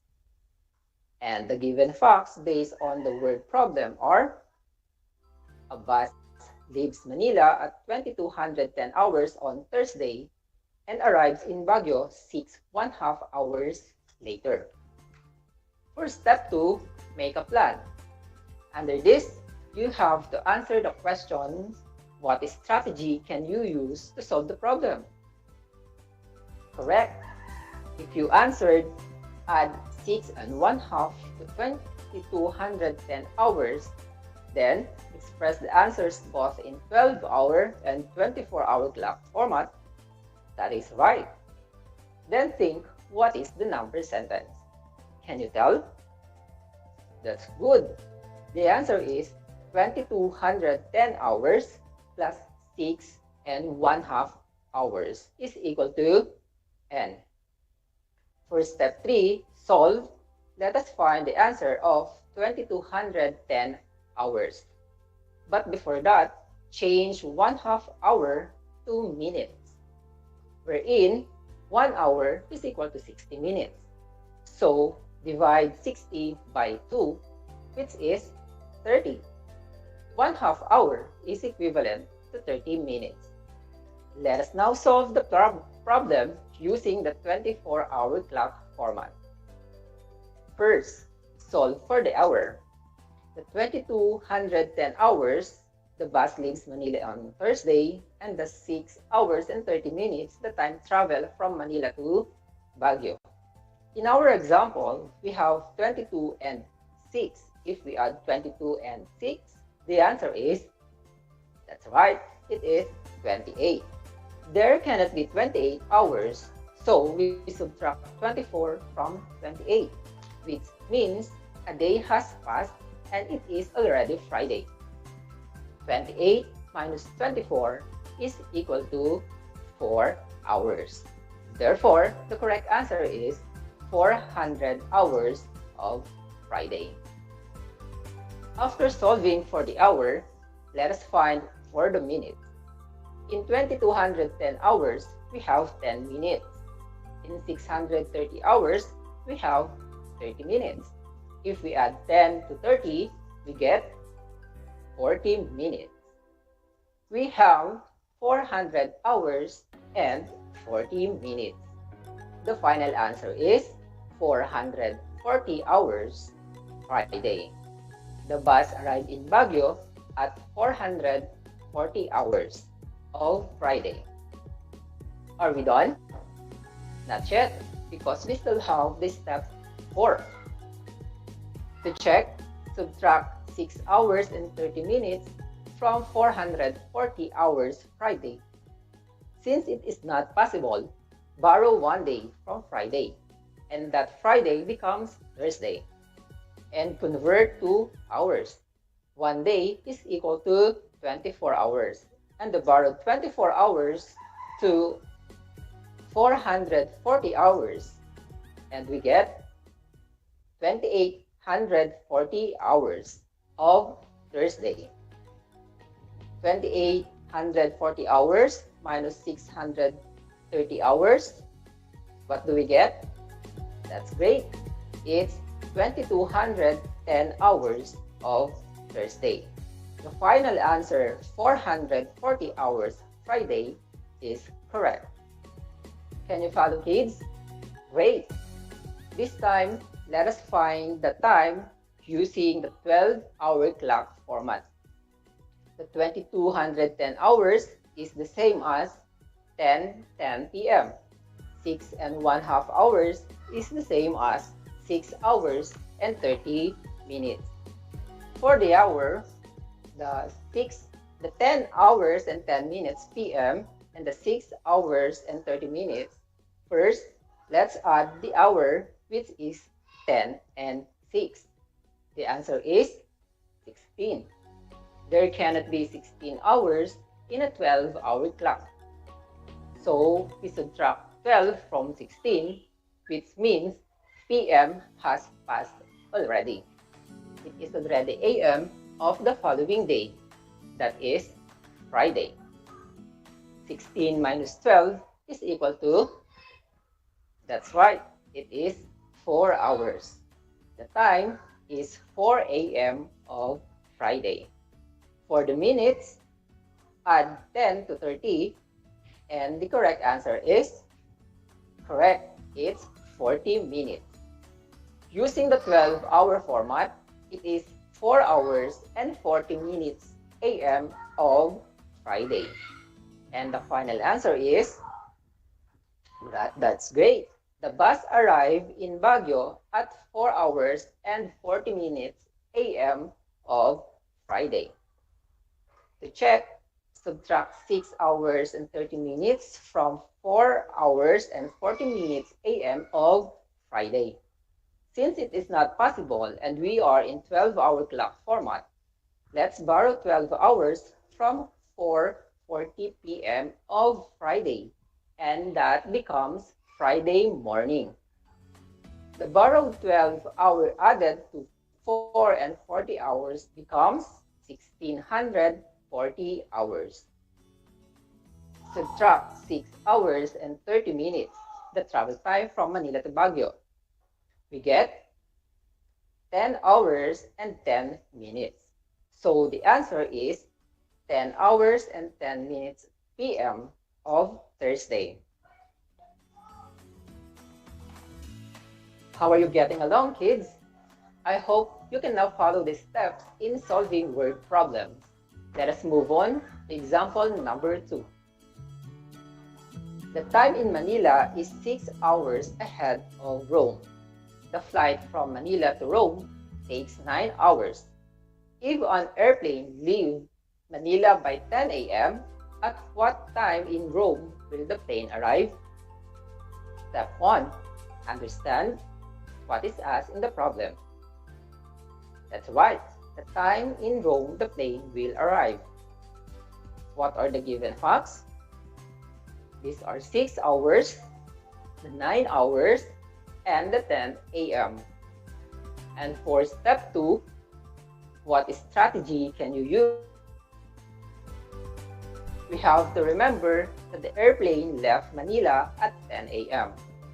Add by 9 hours as the travel time to Rome, and subtract 6 hours since Manila time is 6 hours ahead of Rome time. So what is the number sentence? Can you tell? The formula is 10 plus 9 minus 6 is equal to n. Let's solve. We will just add 9 hours to 10 a.m. and we got 19. But there cannot be 19 hours in a 12-hour clock format. So we subtract 12 from 19. Since we subtracted 12, it means that AM has passed already and it is already PM of the same day. 19 minus 12 is equal to 7 PM. The plane will arrive at 7 PM.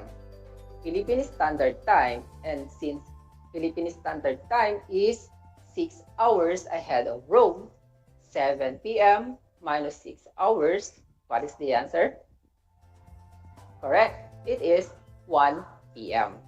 Therefore, 7 PM in Manila is 1 PM in Rome. The final answer is 1 PM in Rome. For step 4, let's check if the answer is correct. From 7 PM, you go back 9 hours. 1, 2, 3, 4, 5, 6, 7, 8, 9 hours. And it stops at 10 AM. That's nice, right, kids? How are you getting along, kids? I hope you're doing great. Good job, grade 5 learners. Now you have learned how to solve word problems involving time. To our grade 5 pupils, I admire you for being good listeners. At this point, we will be having a short recap of the lesson. What are the steps in solving word problems? What is the acronym? Yes, it's the UPSC. Understand, plan, solve, and check. Again, here are the steps. For step 1, what is asked? What are given facts? What is the hidden question? For step 2, make a plan. What strategy can you use to solve the problem? What is the formula? For step 3, solve. And finally, step 4, check your answer. Math 5 learners, let's check if you are listening well. Get your ball pen and paper for our activity. For those who are listening to DZTC 828 Radio Filipino Tarlac, you may write your answer in your notebook. And for those who are watching via Facebook Live, type in your answer in the comment section of our Facebook live streaming. Are you ready? It's time for your activity. Reyes family is leaving Tarlac on Monday late afternoon and is supposed to arrive in Naga at 10:33 AM on Tuesday for a vacation. If the estimated journey time is 16 hours and 45 minutes, at what time should the Reyes family leave Tarlac? For step 1, let's understand the problem. What is asked? That is right. Time Reyes family should leave Tarlac. Next question will be, what are the given facts? Correct. These are late afternoon Monday, 10:33 AM of Tuesday, and 16 hours and 45 minutes as the estimated journey time. For step 2, make a plan. What strategy can you use to solve the problem? Yes, it's subtract 16 hours and 45 minutes from 10:33 AM of Tuesday. What is the number sentence? Correct. The formula is 10:33 minus 16 hours and 1645 hours is equal to N. For step 3, the given are 10:33 AM of Tuesday and 16 hours and 45 minutes. First to perform is subtract 45 minutes from 33 minutes. Since it is not possible, we borrow 1 hour from 10 hour. Convert the 1 hour to minutes. 1 hour is equivalent to 60 minutes. 60 plus 33 is equal to L. And the answer is very good. It is 93 minutes. So, we can now proceed to subtraction. 93 minus 45. The answer is absolutely correct. 48 minutes. Let's find for the hour. Take note that we borrowed 1 hour a while ago performing the minutes. That's why 10 hours become 9. Subtract 16 hours from 9. Since it is not possible, we borrow 1 day from Tuesday for it become Monday. Then, convert 1 day to hour. That is equivalent to 24 hours. And add 24 to 9 and is equal to 33 hours. So, 33 hours minus 16 hours as the estimated journey time, the answer is correct, 17 hours. Combining the hours and minutes, we now have 1748 hours of Monday, or 5 hours and 48 minutes p.m. of Monday using the 12-hour clock format. The final answer is Reyes family should leave Tarlac at 5 hours and 48 minutes p.m. of Monday. For step 4, to check the answer, simply add 16 hours and 45 minutes to 5:48 p.m. of Monday. We got 21 hours and 93 minutes. Since there cannot be 93 minutes, we have to subtract it by 60. That means it has passed 1 hour. 93 minutes become 1 hour and 33 minutes. Moving on is to add the 21 hour to 1 hour and 33 minutes. And we got 22 hours and 33 minutes. Since it's a 12-hour clock format, let us subtract 12 hours from 22 hours. That means we passed PM and we come up with 10 hours and 33 minutes of Tuesday morning. That's great, right? Congratulations, grade 5 learners. You are amazing. Give yourself a rounding applause. So, we were able to apply our understanding on solving word problems involving time. Let us put that understanding to the test by answering the next activity, and that will be your assigned task to do. Turn your 21st Century Mathlet 5 on page 290 under Evaluate B. Dear parents and guardians, kindly assist and guide our learners in doing their tasks. Your guidance makes a big difference. And that's it for now, class. You will have more exciting and enjoyable math lessons next meeting.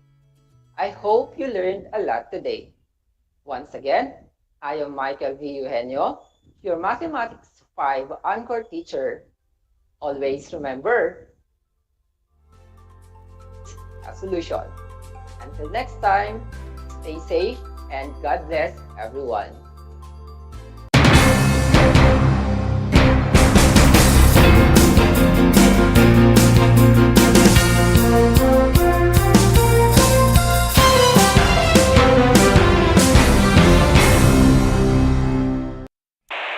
Bahagi mo Radyo Pilipino sa saan mang bahagi ng Pilipinas, saan mang bahagi ng mundo, anumang uri ng pamumuhay, kabahagi mo.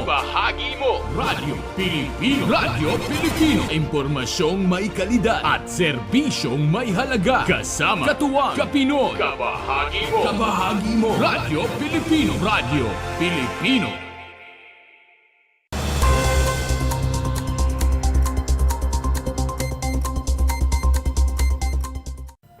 Mainit na sinalubong na humigit kumulang ilang daang benepisyaryo ng Women's ICS ang pagdating ni Senator Amy Marcos sa Kamiling Sports Complex upang personal ay pamahagi ang ayuda para sa mga ito. Sinalubong ni Kamiling Mayor Erlon Agustin ang pagdating ng senadora, kasama sina Congressman Jaime Cuangco, Congressman Christian Yap at iba pang opisyales. Sa mensahe na ibinigay ni Kamiling Mayor Erlon Agustin, pinasalamatan nito ang senadora para sa kanyang suporta sa bayan. Kung matatanda nyo, noong 2018, binisita tayo dito at hindi niya nakalimutan ang bayan ng Kamiling. Kaya sa umagang ito, nagdala siya ng regalo sa lahat ng mga kababaihan dito sa bayan ng Kamiling. Sa ibinigay na mensahe ni Senator Amy Marcos, pinuri nito ang mga kababaihan na tinawag ng senadora na frontliner ng pamilya dahil sa pagtawid sa araw-araw na gawain at pag-budget ng mga gastusin sa tahanan. Sa ating mga frontliner ng pamilya, mabuhay ang kababaihan kung paano nagagawa lahat. Talaga naman frontliner, pagkat ang mga nanay at mga ginang ang siyang gumagawa ng paraan magkaroon ng caregiver. Ayan, 3 taon, teacher pa, tapos kung saan-saan pa, lahat ginagawa. Kaya tulong-tulong po tayo sa araw na ito. Simulan po natin ang direktamenteng tulong sa tao. Ito na yung AX distribution, 3,000 sa bawat beneficiary na narito. Ito ang ating mga solo parent at ang ating senior citizens, adapay PWD, nakilala natin at marami pang iba. Dagdag pa rito, binanggit din ng senadora ang 5,000 pisong ibibigay sa mga rice farmers. Magkakaroon din ng Agri Tayo Dyan, isang pangkabuhayan para sa mga doktor na OB-GYN, nagbibigay ng free check-up, ultrasound at iba pa para sa ating mga buntis sa panahon ng Marso. At napaka-importante nito kasi nagkakaproblema tayo sa 2 bagay. Una, teenage pregnancy at ikalawa, yung child stunting. Ang sama-sama ng statistika ng Pilipinas parang Africa. Nakakahiya. Kaya't yun nga, dapat tutukan yan dahil sinabi na nga ng World Bank na hindi lang siya problema ng kababaihan kundi economic development issue na dahil masyadong malawakan. At dahil dito, tinututukan natin yung mga buntis kasi nagmumula ang malnutrition sa tiyan pa ng nanay. Dagdag pa ng senadora, kahit tapos na ang selebrasyon ng Women's Month, patuloy na sisikapin nito ang pagpapatuloy ng mga programang nakalaan sa mga kababaihan. Ganoon rin ang mga programa para sa mga magsasaka. Para sa RTV Tarlac Channel 26, ako si Jam Torio, nagbabalita.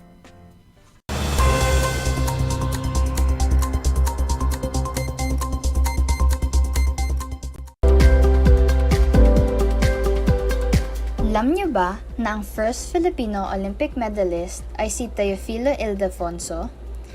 Siya ang kauna-unahang Pinoy at Southeast Asian na nakasungkit ng Olympic medal sa swimming division.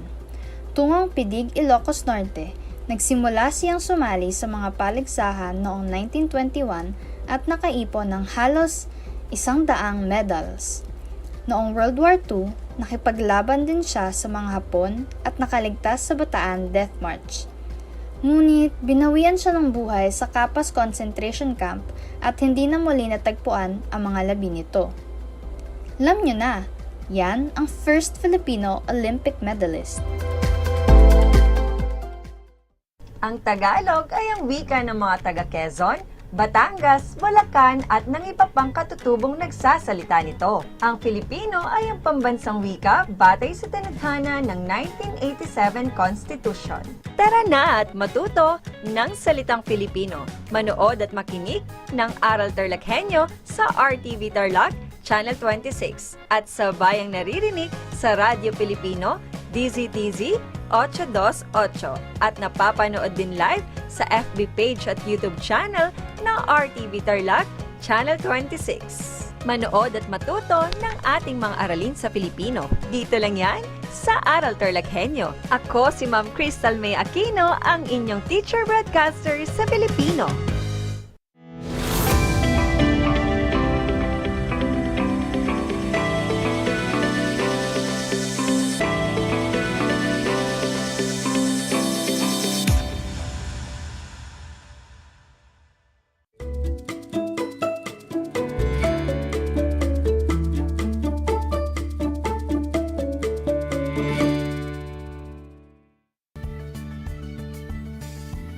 Magandang araw mga ginigiliw naming taga-subaybay, lalong-lalo na sa mga masisipag na mag-aaral ng ikalimang baitang.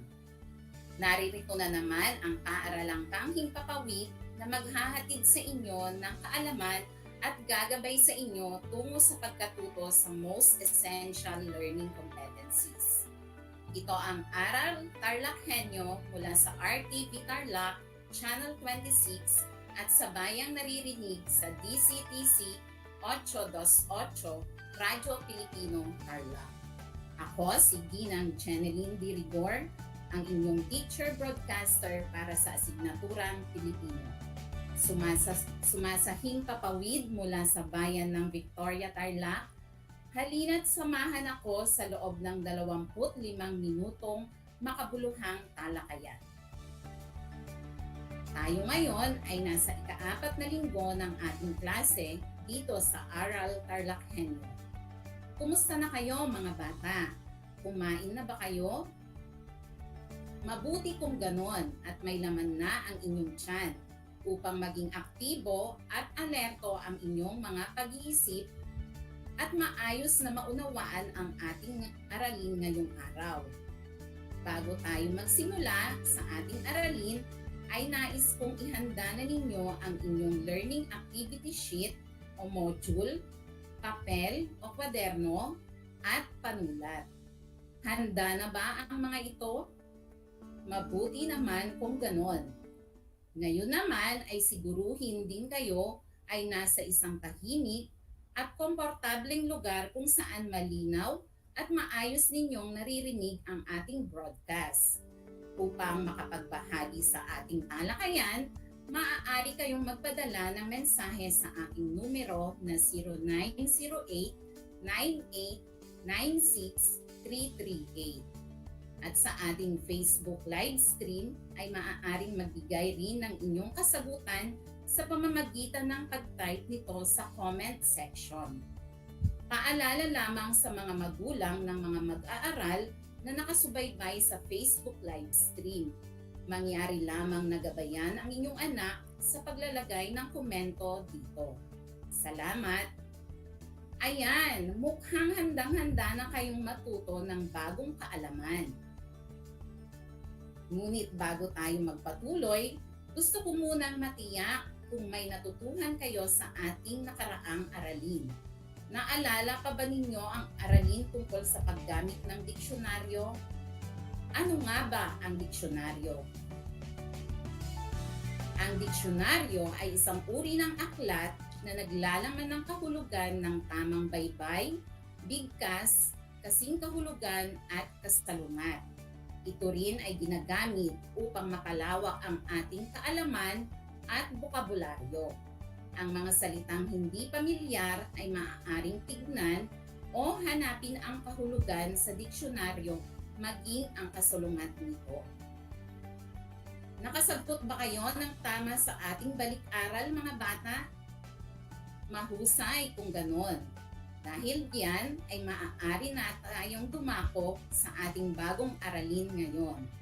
Ang paksang aralin natin para sa araw na ito ay pagbibigay ng mga salitang magkasalungat at magkasing kahulugan. Uulitin ko, pagbibigay ng mga salitang magkasalungat at magkasing kahulugan. Halina't atin nang simulan ang pagbasa sa talata. Handa na ba kayo sa pagbasa? Mabuti kung ganoon. Ang mga mag-aaral ay sama-sama sa kantina tuwing recess. Kantina ito ng paaralan. Ayon sa kanila, may mahal at mura na mga paninda rito. Masarap ang mga pagkain at malinamnam. Malinis ang mesa, pero minsan marumi ang basahan.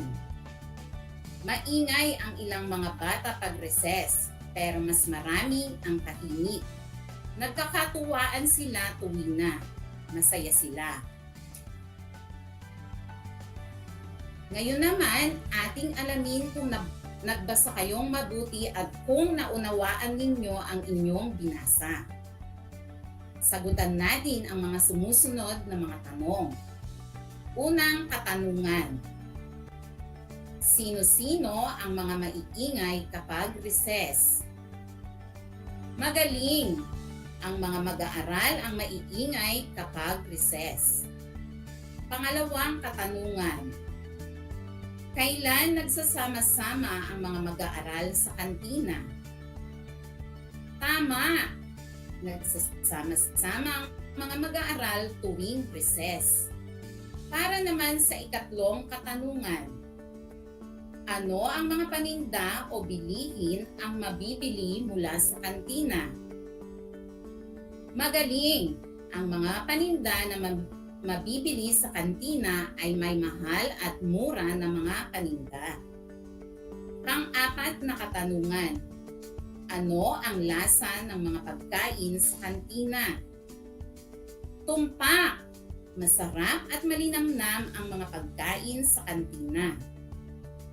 At ang panghuling katanungan, ano ang nararamdaman ng mga mag-aaral kapag sila ay nasa kantina? Mahusay!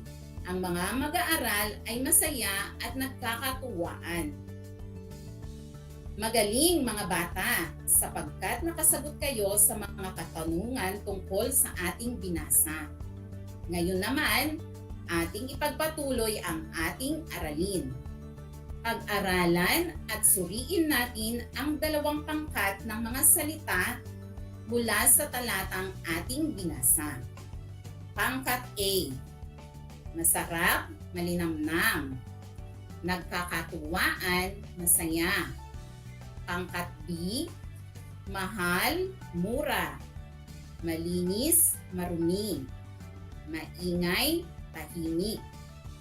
Mga bata, anong masasabi ninyo sa dalawang pangkat ng mga salita? Tignan natin kung tama ang pagsuri ninyo sa mga salita. Sa pangkat A, ang pares na salita ay masarap, malinamnam, nagkakatuwaan, masaya. Ang mga salita ay nagsasaad na magkapareho ang ibig sabihin. Ang dalawang magkaibang salita ay magkatulad ang kahulugan. Ibig sabihin, ang pangkat A ay mga salitang magkasing kahulugan. Sa pangkat B naman, ang pares na salita ay mahal, mura, malinis, marumi, maingay, tahimik. Ang mga salita ay may magkabaliktad na kahulugan o ibig sabihin. Ang pangkat B ay mga salitang magkasalungat. Mga bata, ating alamin ang mga salitang magkasing kahulugan at magkasalungat. Ang salitang magkasing kahulugan ay tumutukoy sa mga salitang may parehas na kahulugan, definisyon o itinutukoy. Ito ay dalawang magkaibang salita na pareho o magkatulad ang kahulugan o ibig sabihin. Halimbawa, mabango, mahalimuyak. Ang buhok ni Kathleen ay mabango. Ang mga bulaklak sa hardin ay mahalimuyak. Matulin, mabilis. Ang kabayo ay matulin tumakbo. Mabilis tumakbo si Patrick. Makupad, mabagal. Makupad gumalaw si Sophia. Ang pagong ay mabagal maglakad. Narito pa ang ilang halimbawa ng mga salitang magkasing kahulugan. Masaya, maligaya. Kama, higaan. Maramot, sakim. Dekorasyon, palamuti. Tahimik, payapa. Tama, wasto. At maganda, marikit. Ang mga salitang magkasalungat naman ay kabaliktaran o kasalungat ng isang salita. Kadalasan, ang mga salitang magkasalungat ay pang-uri o mga salitang naglalarawan sa isang tao, bagay, hayop, at puok o lugar. Maaari ding katangian tulad ng uri, anyo, kulay, laki, amoy, at lasa. Halimbawa, malamig, mainit. Ang halo-halo ay malamig. Mainit ang kape. Matigas, malambot. Ang bato ay matigas. Malambot ang tinapay. Narito pa ang ilang halimbawa ng mga salitang magkasalungat. Mataba, payat. Mabigat, magaan. Matanda, bata. Maputi, maitim. Masikip, maluwang. Kulot, unat. May katanungan ba mga bata? Kung wala na, balikan natin ang dapat tandaan. Tandaan, ang magkasing kahulugan ay mga salitang magkaparehas o magkatulad ang ibig sabihin. Samantalang, ang magkasalungat naman ay kabaligtaran o magkasalungat ang kahulugan. Ngayon ay ating linangin at pagyamanin ang inyong natutuhan sa ating aralin ngayong araw sa pamamagitan ng pagsagot ng isang sanayang gawain. Handa na ba kayo? Tara, simulan na natin. Ang panuto. Iguhit ang puso sa patlang kung ang pares na salita ay magkasing kahulugan at bituin kung magkasalungat. Isulat ang sagot sa sagutang papel. Para sa unang bilang. Bandila, watawat. Ikalawa, matapang, duwag. Ikatlo, masipag, tamad. Ikaapat, tuwa, galak. At ang panghuli, paaralan, eskwelahan. Tapos na ba kayo sa pagsagot mga bata? Ngayon, atin nang iwasto ang inyong mga naging kasagutan. Narito ang mga tamang sagot. Para sa unang bilang, ang tamang sagot ay puso, magkasing kahulugan. Pangalawa ay between, magkasalungat. Pangatlo ay between, magkasalungat. Pang-apat ay puso, magkasing kahulugan. At ang panglima ay puso, magkasing kahulugan. Kung kayo ay nakakuha ng perfectong score o 5, ibig sabihin kayo ay napakahusay na sa pagbibigay ng mga kasing kahulugan o kasalungat ng mga salita. Mahusay ka naman kapag ikaw ay nakakuha ng 4. Kung ikaw naman ay nakakuha ng 3 pababa, huwag mag-alala at may pagkakataon pa kayong bumawi. atin namang hasain ang inyong natutuhang kakayahan sa araw na ito sa pamamagitan ng pagsagot ng bahaging pagsusulit. Para sa panuto, kunan ang kahon ng kasing kahulugan at kasalungat ng mga salitang nasa kanan. Isulat ang iyong sagot sa sakutang papel. Para sa unang bilang, ang salita ay mabango. Kalawa, mabilis. Ikatlo, masaya. Ikaapat, tahimik. At ang panghuli ay matalim. Tapos na ba kayo sa pagsagot, mga bata? Kung gayon, atin nang iwasto ang inyong kasagutan. Para sa unang bilang, ang tamang sagot ay masamyo, mahalimuyak. Ang kasalungat naman niya ay mabaho. Pangalawa, kasing kahulugan, matulin.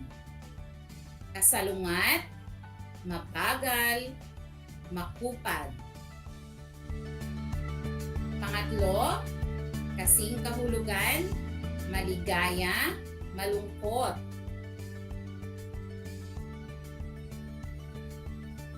Kasalungat ay malungkot. Pang-apat, tahimik. Ang kasing kahulugan ay payapa. Ang kasalungat ay maingay, magulo. At ang panglima ay kasing kahulugan, matalas. Kasalungat, mapurol. Bilangin na ang naging score ninyo, mga bata. Kayo ba ay nakakuha ng 9 hanggang 10? Binabati ko kayo. Ibig sabihin, kayo ay napakahusay na sa pagbibigay ng kasalungat at kasing kahulugan ng mga salita. Kung kayo naman ay nakakuha ng 6 hanggang 8, ibig sabihin, kayo ay mahusay rin. Kapag kayo ay nakakuha ng 5 pababa, ay huwag pa rin mag-alala. May mga pagkakataon pa kayo para sa mga susunod na aralin sa ating asignaturang Filipino. Mga bata, ano ang dapat ninyong tandaan sa ating aralin ngayon? Tandaan, mga bata, ang pag-alam sa kasing kahulugan at kasalungat ng mga salita ay isang paraan upang mapalawak ang iyong taglay na talasalitaan. Ito ay isang daan para maging mahusay sa pakikipagtalastasan ang isang batang tulad mo. Uulitin ko, mga bata, ang pag-alam sa kasing kahulugan at kasalungat ng mga salita ay isang paraan upang mapalawak ang iyong taglay na talasalitaan. Ito ay isang daan para maging mahusay sa pakikipagtalastasan ang isang batang tulad mo. Ayan, isang aralin na naman ang ating napagtagumpayang natapos. Nakatutuwang makasama kayo sa araw na ito, mga bata, dahil nagkaroon tayo ng isang makabuluhang talakayan na tiyak na naghatid sa inyo ng bagong kaalaman. Nawa ay maisaulo, maisapuso, at maisabuhay ninyo ang lahat ng inyong natutunan sa araw na ito. Muli, ako si Ginang Jeneline D. Rigor, ang inyong guro sa Filipino, sumasahing papawid mula sa paaralan ng Masalasa Elementary School, bayan ng Victoria, Tarlac, na nag-iiwan ng katagang mag-aral lang mabuti upang buhay ay bumuti. Lagi ring tandaan na ang bawat batang Filipino ay abakada. Ibig sabihin, ako, bibo, kasi dapat. Paalam!